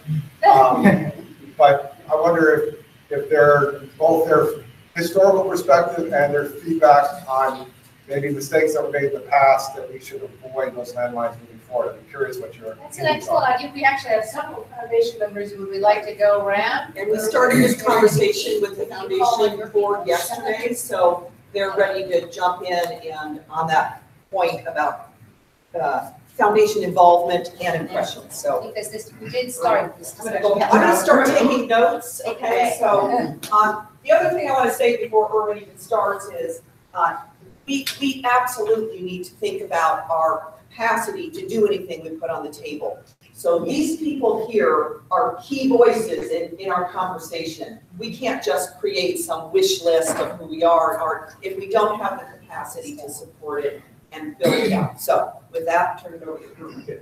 Michael, I'm going to start with your second point. There are some other people in the room who also had some experience. But your second question was, learning from mistakes of the past. I mean, we've had so rarely done strategic planning, and it's so far in the past that off the top of my head, I can't think of anything that would apply at the moment. I mean, I think what the board is embarking on and the outline that's here looks great. It's exactly the kind of thing we probably should be doing. So, I mean, beyond that, I don't have any advice about the process, if you will. We did talk about this yesterday. In fact, I have put on the board agenda a discussion of something that we're also going to do at the foundation because, traditionally, we have tended to come to the spring board meeting, approve the budget, and then, especially on our old schedule, you guys would approve a budget, and the next day we would sit down at the foundation and talk about what our priorities should be, which was completely backwards. So what we're going to do, first of all, at the foundation board, is we will start some work at EIJ and then continue through the fall on just kind of outlining some immediate priorities so that staff has that information going into their budget deliberations in January. That's kind of aside. In terms of strategic planning, I think we talked about this yesterday, and we definitely want to be a part of this process. And I'm thinking what I'd like to do is perhaps appoint a couple of members, just to make sure that we've got a little bit of diversity there, and also to make sure that somebody's always available for the every other week conversation. He didn't get into specifics about who, but I can do that via email and we'll have somebody ready for you by May 1st. Good. I think it'll be excellent if the foundation had 2 members on this, and that would bring it to 9, if it makes sense. Then we can have a couple of foundation people, students, staff, which are the front, and that'll be very good. So yeah, send those. I guess maybe just early Patty and copy me by May 1st. Excellent. I believe we have 3 other past presidents in the room. Yes. Alex, if you let me, okay, I participated in the strategic plan activities 10 years ago. And it was a very instructive thing. We spent, I don't know, a whole day or so initially broken into groups, small groups with clipboards and the whole thing, and we had a couple of facilitators help us out. I thought that plan came together well. It wasn't a long process. I don't heard somebody say it just kind of sat in the drawer. I don't think it sat in the drawer. We acted on several key points of that plan. I don't think we acted on every part of that plan. Because over time, goals you set in 1 year 5 years later, those goals have changed. So, but I think, you know, just from my personal experience in that process, I think it's a good thing to do. And I think 10 years out, it's time to do another. I think it's a really good idea. Should we set a time limit? Maybe one goal of the strategic plan should be to revisit the strategic plan after 5 years or every 5 years. That would be great. Yeah, we never revisited that. For the Soviet Union. I was going to say we have a 5-year plan. but no, but I do, I can't remember who said it earlier, but yeah, there were some goals in that plan that were really unrealistic. So I'm not saying don't set unrealistic goals, because you ought to have some aspirational things you want to do. But a real good strategic plan will have some very clear, concrete steps you need to take to achieve some specific goals. If I could go back a decade earlier, I think the first time we tried to put together a strategic plan was 20 years ago, the year after I was SPJ president. And we had a very good time doing it. I remember the first meeting, we had a little quiz days. So we did have a facilitator, and that added a great deal to our focus. What happened is that we kind of lost that focus after the plan was completed. And I would recommend that the committee not be dissolved after it comes up with a plan, but that it, at least a voluntary part of it, be assigned the task of following up on those recommendations every 6-12 months, and reporting to the board, just to see how far along you've come and whether you are paying attention to the things that we're making. Sort of a standing strategic A committee. standing strategic. There's one other past president. Yes. Well, I mean, no one sets out to create a set of Post-its that sit in a drawer or a plan, right? I mean, when we start out today, we want to create something that will live. And the only thing that I can think of that maybe we could do differently in the future is write the plan in such a way that it can literally become part of the annual budget and plan, so that you create a set of some reasonable goals that can then inform what the executive director's agenda is, that, you know, oh, how can I apply this plan with the direct initiatives I want to pursue? And then that can inform the budget process too. I don't think we ever took the plan and tried to apply it to the day-to-day, maybe. And it can be done. I mean, it's obviously a guideline. It's not a, you know, a step-by-step process, but that may be what we could do differently this time that we didn't do in the past.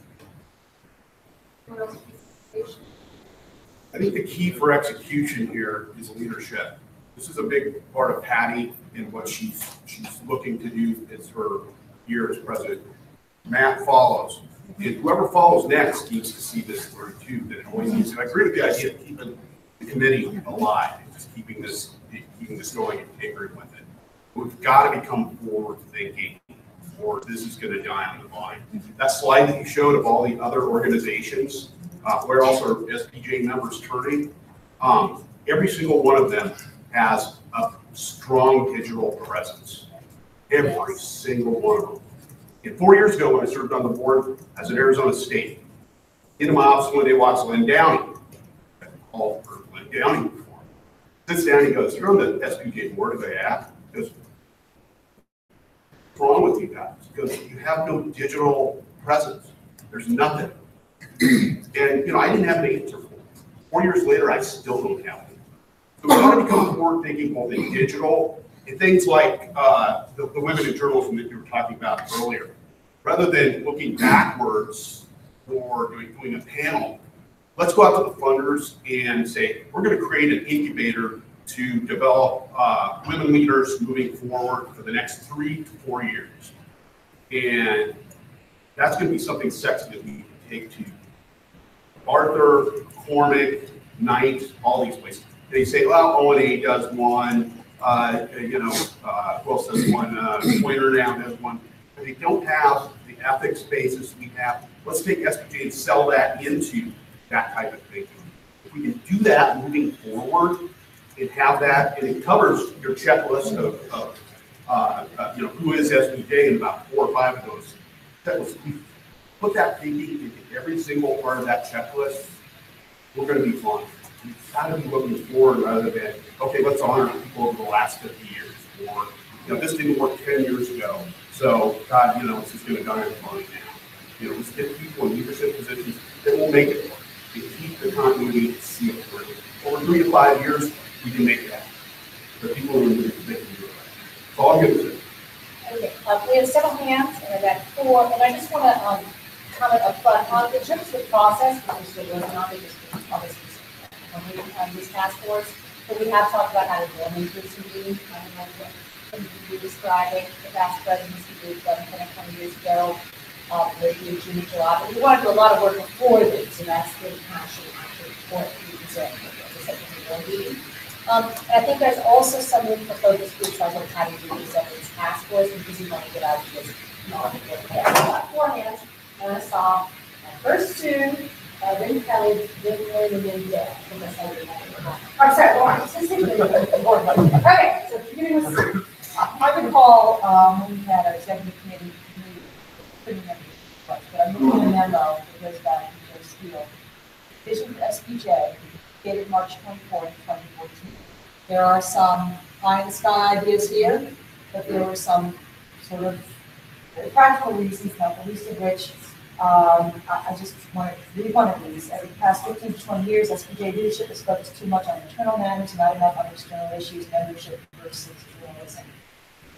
Yeah, I know.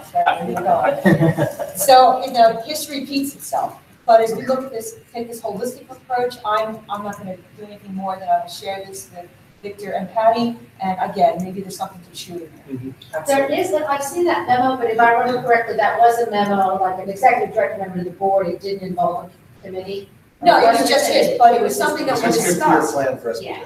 It was a very interesting approach. Okay, Was that was a result? Excuse me. Was that a result of the posted meet? The posted? No, this was entirely. Joe was charged with coming up with if you could do anything in the world, where do you think SPJ fits in the world of journalism? It was his 50-year plan. No, I'm not going to do it right now. Oh, 50-year plan. That's why I'm going to do it. It was awesome. Into the world.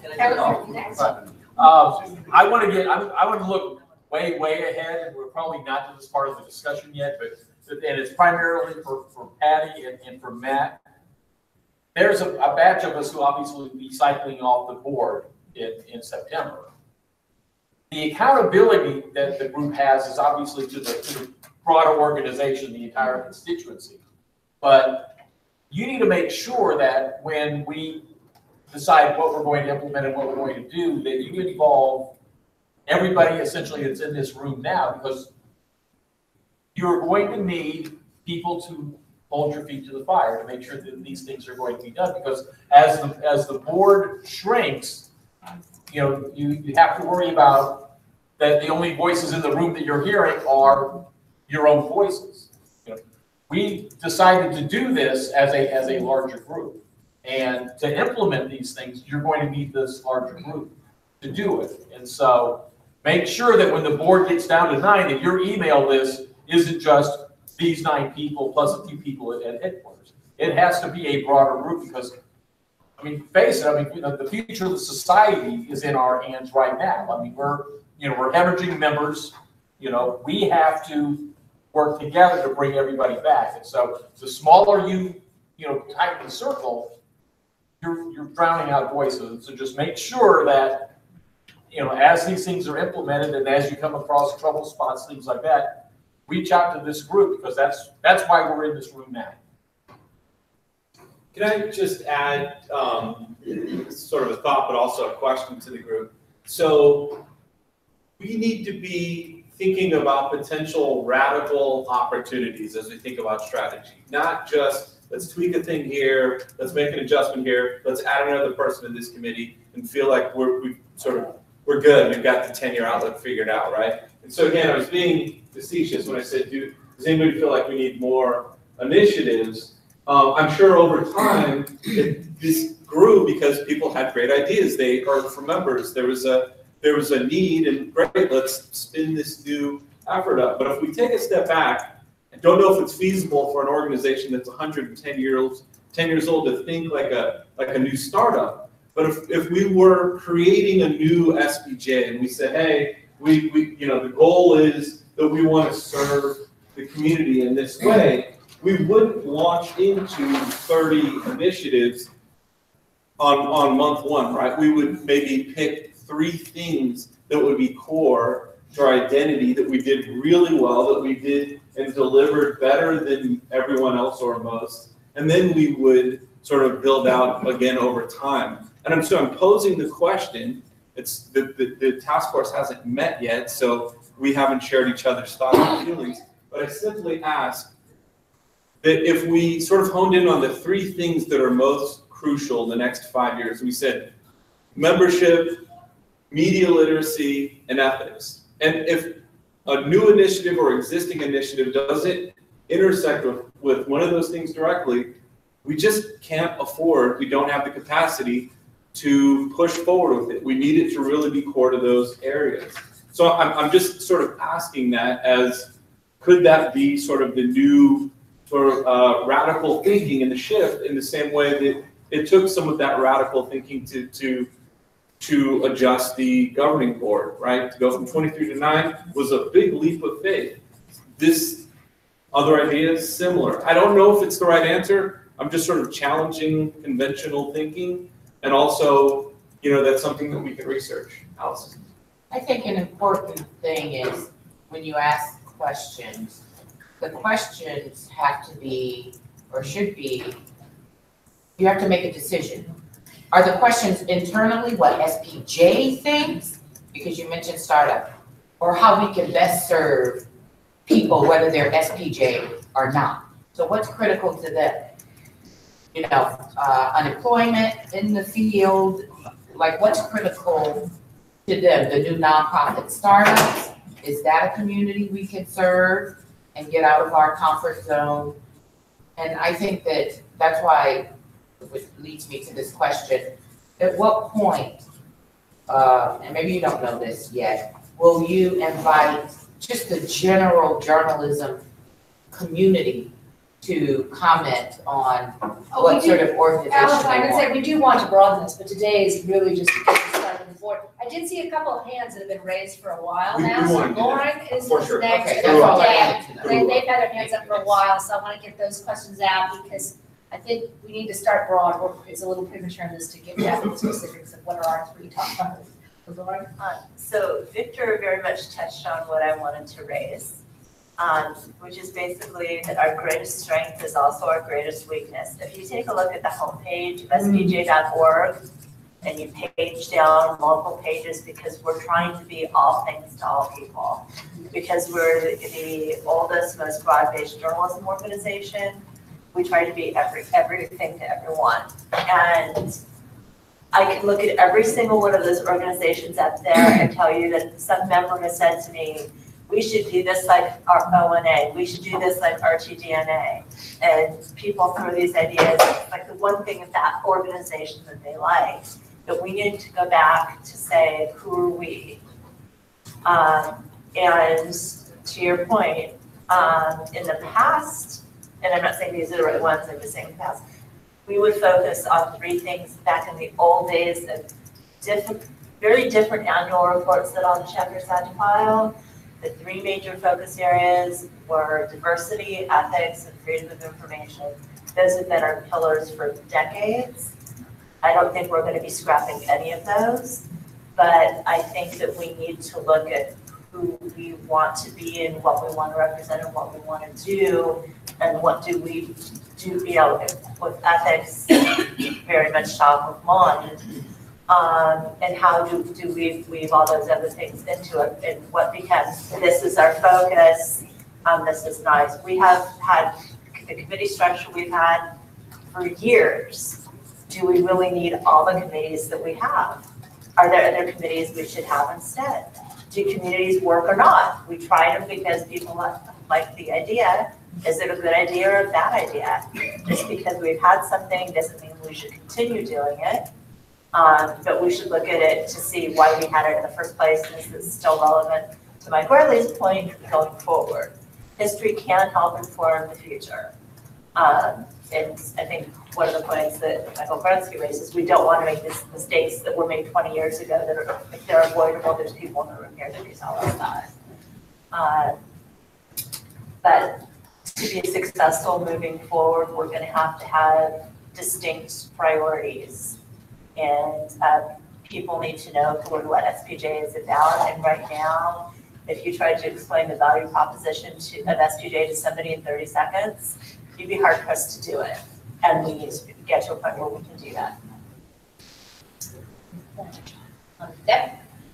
Well, it kind of goes to membership and thinking about what Mike said about looking towards the future and coming up with radical ideas. Who is going to be SPJ 10 years from now? How many people are still going to be in newsrooms? How many people are going to be working up a kitchen table or in my case, my spare bedroom I turned into an office? What can SPJ do to make sure that the money that a member is putting into the organization is going to benefit them, not just in the big arenas of FOIA and ethics, but in a way that benefits them to say, this is a good expenditure of my $75 sitting in my home office. How can we look into the future, figure out who these people are, figure out what we need to do to support them in their endeavors, because we know that the gig economy is growing and newsrooms are shrinking, and there's not much that we can do about that except to support the people who are still going to be working. I think that comes back to what Allison was saying about really being in touch with the member base, and if there's an opportunity to get some fresh insights through survey data or anecdotal or having some more listening sessions. But I don't want to spend all of the 2 years doing that stuff, but I think in the early stages, that needs to provide for much of the jet fuel that better informs the directions we go. So I'd like to pose a question along those lines. I believe, I could be wrong, so I'd like to know, that the future of SPJ is not just in training journalists, it's in teaching readers about journalism. In that 50-year plan that Joe Steele did, which albeit it's kind of weird, in 50 years he envisioned no members, which was depressing. But what I'm wondering, what this group thinks is, how much, if any, do you think that the future of SPJ is in teaching non-journalists about journalism? That's sort of what you're getting with Rod Hicks in this Journalist on Call project. It's sort of what some of the grants that the foundation has been doing. What do you guys think of that as a strategic, long-term strategic goal, and what does it look like? Okay, I'm sorry, so Michael's, Sabina or Rebecca, okay, so Rebecca first. Yeah, I agree. I think that, I don't remember everything. I agree that, and we have mentioned this, but yeah, I do agree that we need to look at that. I was going to say that a lot of what we need to do really has to do with relevance and how to make people think that SPJ is relevant to them. I think a big piece of this is this. And I have lots of ideas kind of swirling, but as a former ombudsman, I have some ideas surrounding ways that we could play a role in that. But yeah, I mean, I do think that if we can show people, getting back to the media literacy, digital literacy, whatever you want to call it, if we can show that, continue to show that, why SPJ is relevant and why journalism is important, which a lot of other organizations are doing right now, but we can have our role in that as well. I think that helps the industry as a whole and also helps the organization, it helps the country, it helps democracy, really. So I totally agree with you. But how do we do that? I have lots of kind of different ideas on. We'll drill down later. But yeah, I agree with you. Yeah, no, I definitely. I fully agree. I think there's an opportunity for growth there, and we can be on the forefront of that. There's maybe we mentioned the Center for Media Literacy before. Obviously, Rod is the certification that we're doing. There's a lot of work in media literacy, but to be the group that's like, this is how you take that information and use it in the community, use it in schools. There is hunger, particularly in schools, even down to the high school level, for teachers looking for people to come in into classrooms, have real journalists come in and talk about how we do things. Here's how to spot good journalism versus, bad media outlets, bad actors. So it's an opportunity for us to do something that, no other organizations are saying, here's how you take this information and this is what we found and sort of apply it in a 75-minute talk or a series of discussions with community groups and actually have results with it. Victor? Erwin. Oh, sorry. Well, I didn't see. Did you see something? As we go through this exercise, as the committee goes through this exercise, one of the things that I always remember, and I don't even know where it comes from, but we have already as SPJ the perfect description of what we do and what we should be trying to do. It's right there at the top of our website. It's on T-shirts we've made. What we're about is improving and protecting journalism, period. I can't think of a better way. I've been in the organization for 35 years. I can't think of a better way to describe what it is we do. Now, that is a very broad mandate. And what fits under it, I think, changes over time, which is why what Rod is doing right now is perfect for the moment. It may not be needed in 10 years. It probably wasn't needed 10 years ago. And it's why, by the way, I completely endorse the idea that as we make a strategic plan, it really should be a living plan, so that somebody's monitoring it, it changes over time. There was actually a story a couple of years back in the New York Times, a business story that says most of the commercial world is actually moving away from long-term strategic planning because, frankly, it just doesn't. The plan you make now, if you're a business, just doesn't seem to apply after 3 years, and it's kind of a waste of corporate time to imagine what you're going to do in 3 years. I don't think we should shy away from making a strategic plan. It just needs to be. We need to create a structure where we're constantly rethinking our strategic planning and keeping ourselves flexible so we can meet our broad mandate to improve. That's great. I want to just play devil's advocate. Does anybody in the room think that these groups also don't stand for that sort of mandate to improve journalism, right? And so maybe we take it from the standpoint, maybe the protections that we fight for are the things that really delineate and separate us from the rest. Because if we're sort of falling back on the thing that's implied, how do we break through for the next 10 years? It's like, airlines saying that they're a safe airline to fly. Well, that's implied. They're all safe. That's what all of these, unless you're flying one of the Boeing Supermans, right? but all of these are doing that now, plus the other 150 that wouldn't fit on the screen. So I'm not suggesting we change what we stand for that goes back to the beginning of time, but in terms of the message, but most importantly, those touch points that we do intersect with the members who need the most help now and going forward, I think we have to go farther, because again, everybody are doing things to help improve journalism. Maybe we focus on the production piece, or maybe we focus on some other areas that we so choose. Michael? All right, so along those lines, I'd like to throw out this idea. One thing that is different from us from those groups is we are either a lot or slightly bigger, and we have either a little more or a lot more money. So if we, say Michael Savino raised the point of media literacy, lots of people are doing media literacy, but if we put our resources behind it, we're not one little center in one journalism school doing it. So taking on a mission, putting our full support behind it means that it just more weight. So my question is, we want to stay big, long-term strategic planning Should we open and recruit members that are not journalists? Should we become, instead of a journalism training organization, just like the National Organization for Women allows men to join, just like white guys like me can join the NAACP. As long as I support their mission, I want to learn about their mission and I have an interest in it, I can become a full-fledged member of it and I can participate. Is there more power to do the goals that you had said earlier, Victor? Whether we want to focus on ethics, freedom of information, like Lauren said, we want to focus on those goals. Yes or no? I'm really curious what people think. If we open that membership, do we become more powerful or do we become more diluted? Victor, do you want to take that?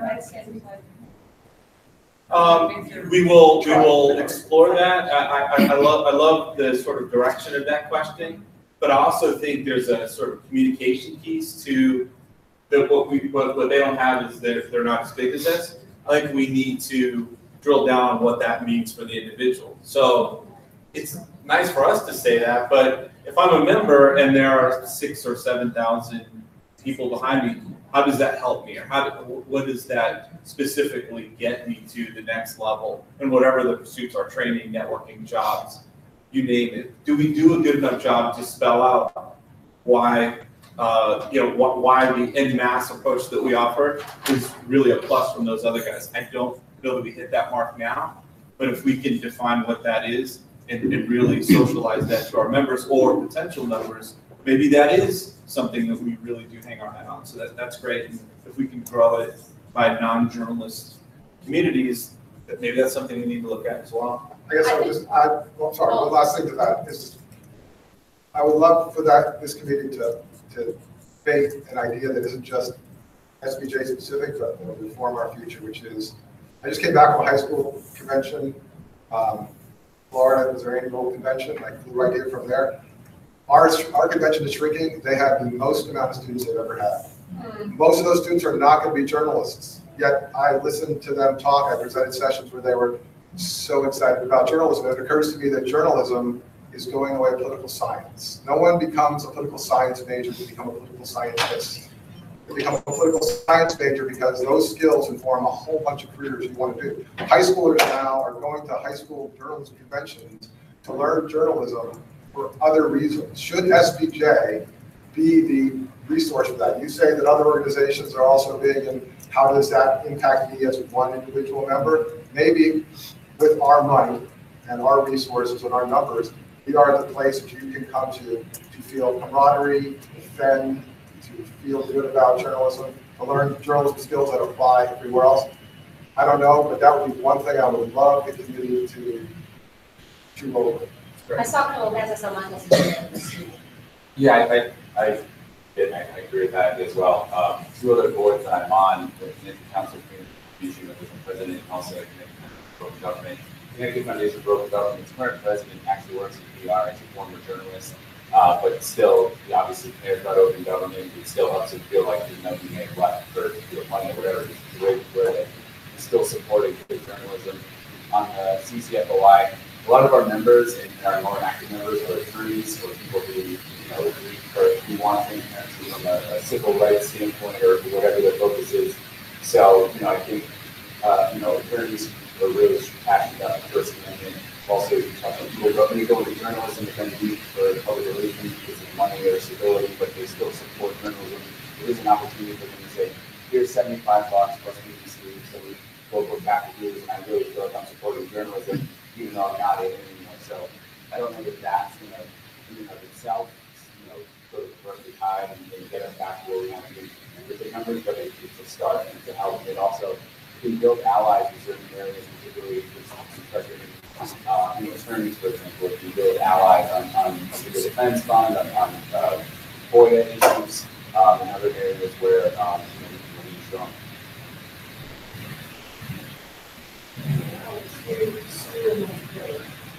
I'm going to be radical and actually say something that Michael was supporting some time, that if they're looking at perhaps bargaining, that maybe the SPJ should have a different moniker to better reflect Society of Professional Journalism. And let me give you one little anecdote. I gave a commencement speech my University of December, if you want to. But anyway, one of the things I pushed was the fact that the students who are there, this goes to all of our programs, a lot of them are choosing not to go into journalism. And many of them are my SPJ chapter members. And I know I'm going to lose them. That doesn't mean their passion isn't there for journalism, and their support isn't there. But we have to give them a reason to continue to be a part of it. And it was truly helped me because only a day before I was preparing my speech, I heard from an alum. And her intention was to go into the business. And she just decided to take a turn. She's in nursing. She's just started nursing school. But in her note to me, which was kind of emotional, but she said, the things I learned in journalism school hold true for me today. Is there a place for her in an SPJ of the future? My contention is yes. And I think that the time has come to possibly, as you look at that, to make that consideration. Okay, I saw Billy's hand and then. To play devil's advocate, like you're right, all airlines talk about safety, all car companies talk about safety, right? But for the last 15 years or so, Volvo has so obsessively driven every point of owning a car into that center of gravity about safety. Like their message has always been safety, safety, safety. And you know, they sell luxury features, they sell all these other things in their ads, but they always drive it back into the center. So I've been to, I was at the 2006 strategic planning meeting, I was at the 15-year thing. Every year I'm asked to clean up the website, delete all these things. And I tell you, I can't, because this fantasy about us just deleting all these pieces of our mission is a fantasy, because as soon as you cut something, somebody who has an attachment to that comes in and says, no, this is why. So instead of cutting all these things, instead of trying to delete these things and failing like we fail every single time to do that, we need to drive them all into a center of gravity. So freedom of information. We're defending journalism. We're protecting journalism. Freedom of information, here's how we do that. Here's why that is relevant. Diversity. Here's why we're protecting your place in a newsroom. Student journalists, here's why we're keeping your profession alive so you don't get scared away from taking the job here. And not just journalists, journalism. Like look at the news out of Ecuador. Our relevance has been gift wrapped and given to us the last 2 years. We have a government that is at war with the act of journalism. That is our relevance is to fight back against that. So we have our relevance, we have our purpose, and if we can just bring everything into that center of gravity, which is not easy. I'm not saying it's simple, because we do 10,000 things, right? And we do them all pretty well. We don't necessarily excel at all of them, but if we can drive all that into the center, that is where our mission is. That is where our relevancy is. Mark from the board. Why aren't you on the board, man? They don't allow me to be on the board. I can only do one thing or the other. Well, I think our work here is done. We're just- Every little item, every page on your website probably has a constituency. So yeah, we can't, that is the challenge. Well, I mean, whose ox do we gore? That becomes a critical issue here. What do we take away? Because somebody won't like way it. to incorporate it into something else. You also make a good point about the 2016 election. We did have a surge of members after that election. Now, to be fair, we did. Some of you were on the board at the time. We did go to price and things right after the election. But we had a lot of people who joined who've never been SPJ members before who said they wanted to support SPJ because we were under attack. So professional SPJ. So It's just my fault. I love praying. It's paid me throughout my career. None of my students are SPJ members, and they will be, because that is not. I'm not in a traditional J school. I'm in a school where they are learning the skills of journalism to do all these different jobs. And they're actually, many of them, they're creating the media of the future. It's just not traditional to what we have come to think of it. I would love to tell them there was somewhere they could go for the kumbaya spirit of what they feel and for some skills training, but they're not journalists in the like I was, you know. So I think that this could be a key to membership. That we've, been talking about how we're losing members. There can be a whole new group of people who could be members And again, it's just around this concept of believing in a free press as that fourth estate that guards our democracy, which is, I think, every person in this room, if there's one thing we all believe in, that's it. Well, one way we could perhaps do some research is see if there's a way we could reach out to the people who did join in 2016, early 2017. Yeah. And I don't know how many of them renewed. That is another question I've had. But I think maybe even just, you know, sort of. Just to piggyback on what I keep saying, and we did reduce just a couple of years ago from $94 to $20 for associate members, who get absolutely nothing for their $20 other than have access to the website, okay? We don't do anything for them. So you know how many members that got us going from $94 to $20? About 50. We get nothing for that. It was a great slogan, though. Join SPJ, become a second-class citizen. Yeah, that's exactly right. I mean, I'm sorry, I don't want to be the, but What do you call that category? It's now, so it's Associate. associate, No, technically. it's supporter. It's supporter, but I think And then it it's became an SPJ. supporter. Michael Kresge. Can I ask Victor a question? So you're in this weird position, man. You are running this task force. You are also one of the newest members, yet you have been part of the organization for a decade, and you've been on other committees and done other things, presented at conferences, all this good stuff. So this might be premature and putting you on the spot, so I'm not holding you to this answer. But at this snapshot in time, what is your Billy Volvo-like assessment? So thanks for asking. I am really focused on going into this with an open mind. I want to pursue, along with the task force, the best viable directions that make sense to us and make sense for our group. If it turns out that the value proposition that SPJ affords is these are knives, forks, and spoons, and we are the Swiss Army knife. We have 100 different looks. Depending on your pursuit, your committee, a project that you're interested in that speaks to you, we're going to have it. We will have very few centers of excellence because you can't have 40 centers of excellence. And many of these places have one or two centers of excellence, to Mike's point, digital being one of them for the ones that seem to be really resonating with the members. But if our play and our strength is we've got numbers and we've got 40 to 50 different looks, and our rap is we're the Swiss Army knife of the journalism industry and informing communities and working within communities to increase media literacy and awareness and fight these really growing issues around mistrust and et cetera, then that's fine. And we should own that to the nth degree. I mean, that literally should be our position, and we should take full advantage of opportunities to communicate and socialize that sort of broad nature of we're going to do a lot of things and make available a lot of different options and fields and resources to both the journalism and the larger community.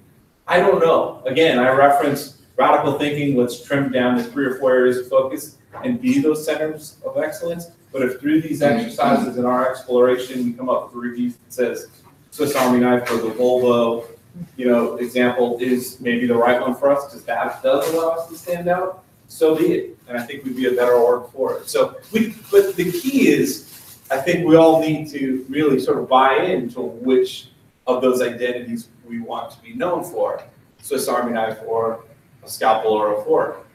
We can do these things so are choosing to control that destiny, but I think, Lauren, you said, like, we can't give a description in 30 seconds. We need to come up with what that description is. The big, thing for everyone, or we do a few things extremely well and deliver value that's just not found elsewhere. Yes. Just one thing I was kind of going to really reinforce what Michael was saying is that we get a lot of donations from people who aren't members. I want to have the numbers as well, percentage-wise of what members, but so many of them are like, I want to give this much because my grandfather was a musical person or something like that. And so finding ways to get those people more into the organization. You look at our social media following, probably this wrong example, but I think we combine it with the 110,000 people. Obviously, some communication there, but so the good thing is not starting with like, okay, now we have to find people from the whole entire world. I mean, that's obviously a big number, but we have people that are following us. You know, how do like me as the fundraiser turn them into donors? How do we also turn them into dropping $20 whatever to be associate members?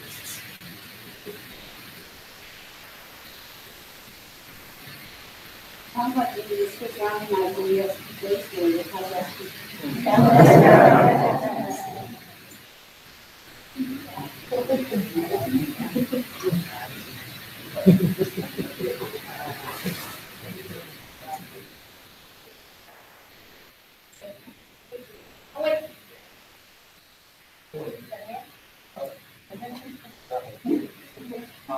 I think this is an awesome exercise. I love words like forward thinking, radical. I hope it doesn't become a personal bias, an exercise in fighting battles and getting names against discussion about. But I can say that. I saw you winning too. Come on. So I think that's awesome. It's a short kind of detour. When I was in Albuquerque 2 weeks ago, they had a YouTube panel, and what they had done was survey all of the SPJ members in those 4 states to see the class, two-day events, form and fashion, how long ago, and then they had this kind of PowerPoint where they walked through the answer. It was really revelatory. And so I guess my suggestion to you guys is we have 5,700 members, and early on that we get a doodle poll to them and ask them, why did you join SPJ? How long have you been SPJ? What do you like and dislike? What do you want? What do you want? And then if you create the answers in a way that you can then enumerate them, right? That gives you a lot of data, more than the kind of 20 people in this room, 25 people in this room, who are giving you great ideas too. So I think that would be a pretty good starting place. I love the fact that we are working and giving the board updates. To Kelly's point, there are people here who love eyes on, who aren't going to be taking place in those meetings. And I love the fact that it's a doc that we can all have eyes on as it evolves. Because I also think, like many people have said here, that this is an existential moment for journalism. I've gone into college classes for a decade or more, like literally all over the country. And I never felt more than this year. Like someone said, if you went to high schools, I go to middle schools. Because it was like, that's how important it is to reach these students before they even develop their news consumption habits. And obviously there's a lot of priorities. We've mentioned many of them. But that media literacy and ethics and inclusive membership, like to me, those all kind of work hand in glove. And this, to the marketing standpoint, super important. Whether we change our name or not, we can say that we're here for you. That journalism costs money, yeah, but less journalism costs society. And so if we can preach that message, then people will, line up. Not that we're the Pied Piper, but it's an important time, and it's good that we're seizing this moment. I just hope that we continue to ask as many people as possible. And even though I said let's start with our members, many people here have said let's reach out to non-members.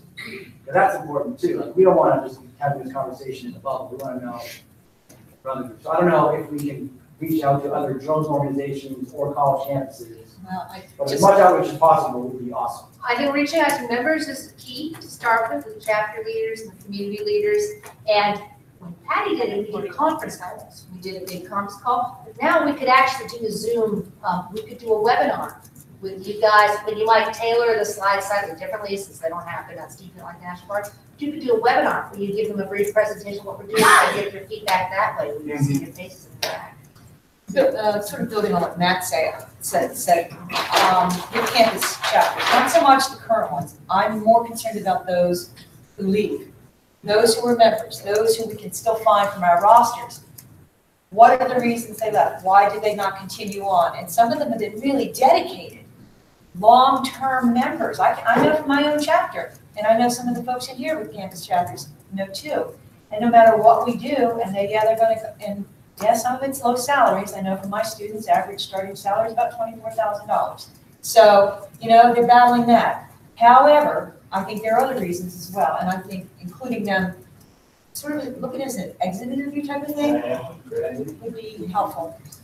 We do mass webinar, let's do some mass, something else, but we haven't heard from. Off to that, I know a really big reason is people always end up in rural areas where there's not a lot of SPJ going on. I just left a paper in Central Oregon. There's an Oregon chapter, but it's essentially the Portland to Salem chapter, which is about 3 hours from where I was. And if I wasn't on the board, I don't know that I would have renewed my membership because I'm not getting anything out of being one of those members. So how do we bring in those people? How do we allow for smaller chapters in some of those areas? But if we're doing online trainings, and things like that, if we can reach you anywhere, which we used to do here and there, you know, but if we're doing more of that, we can reach anybody anywhere, then we can start charging. Well, you're involved because you're on the national board, but if you were not, would you join one of these Zoom meetings where? She already emailed once and she wouldn't. Maybe.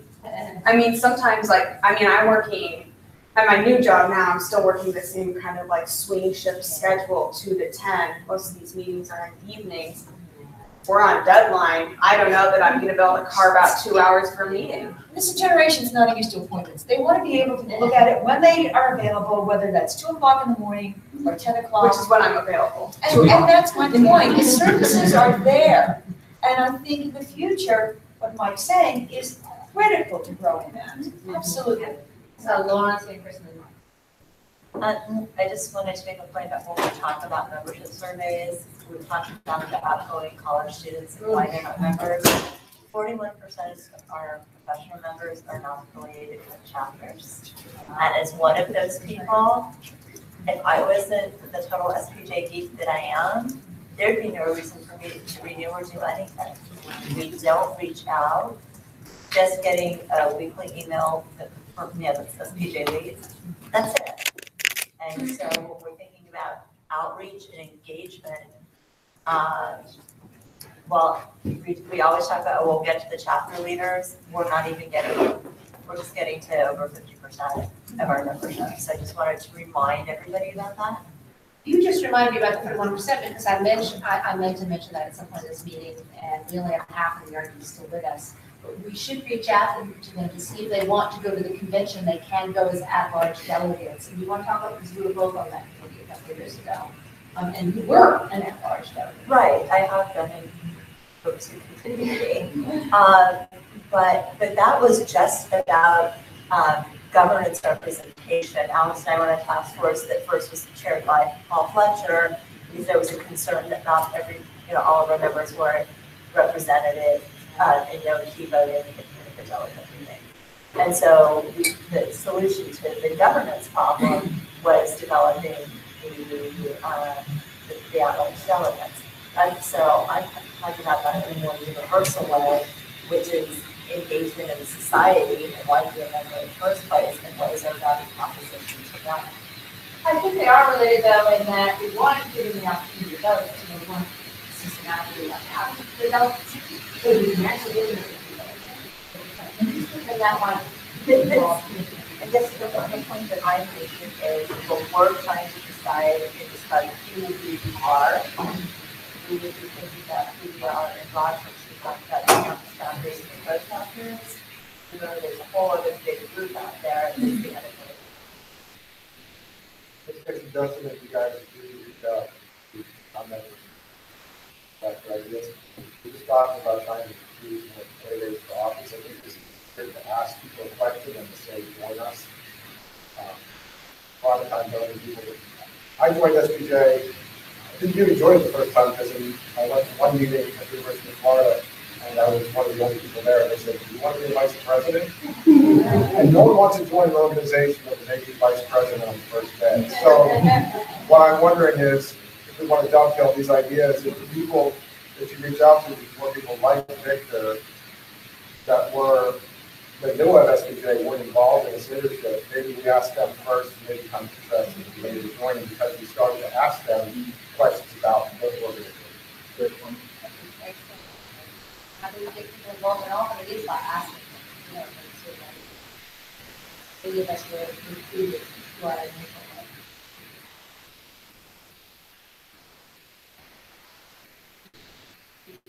have some heard today and.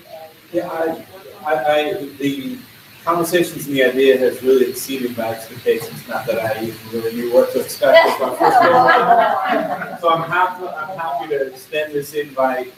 We can just have a 40-person conference call in 2 weeks if we just want to keep it going. But I will spare most of you in the natural time. I think that's the number we're going to arrive at. I look forward to progress and near real-time updates. We'll have times and stuff available, not just so you can process what the substance is current, but also a look ahead on what we're trying to tackle next and give us an even weighing in on some specific issues that speak to you. So, I have a question. I think talking about an outreach, talking about circulating that among the members. And then we plan to send anything out to all the members, and this is what we're doing. This is your opportunity to at least have some input into SPJ planning soon, right? So we're going to start our every other week online conversation, and we'll put a calendar in place with some task lists. And yeah, we need to front load with more information. So definitely soon. That's necessary. And I'll be happy to put it in my Region 11 newsletter because, I have the big giant meeting. So I'll end with just a small thing. I think that I've had too much here. I'm trying to identify how was my year, because I think Alex is here, Rebecca's here, anybody else in the room has been a president. And I'm looking to have one of the most boring years ever. That focuses on, I'm not going to have a lot of new initiatives. I'm not going to try to launch something that, I'm all about trying to figure out how 9 people work together for the best of the society and feed all the things coming up, right? The only thing I'm thinking of at this time, and I think it dovetails nicely with a lot of things, as Matt knows, because he helps me every so often, I'm really bad about Twitter. I'm just an episodic Twitterer, right? And I'm really dedicated to getting more on Twitter and engaging and watching what other journalists are doing. So I'm going to be employing the hashtag Journalism Matters, and I'm going to pre-schedule those so I don't have to actually do them real time. And I'm really going to try to highlight good journalism and good journalists and things SPJ is doing. And I'm dedicated to I don't even know if I want to say how many times I'll do it, but this is the only thing that I'm saying so far that I want to get in public, and I think it works. So thanks very much for engaging in this, and stay tuned. And couldn't be happier to have this guy on board to lead the effort.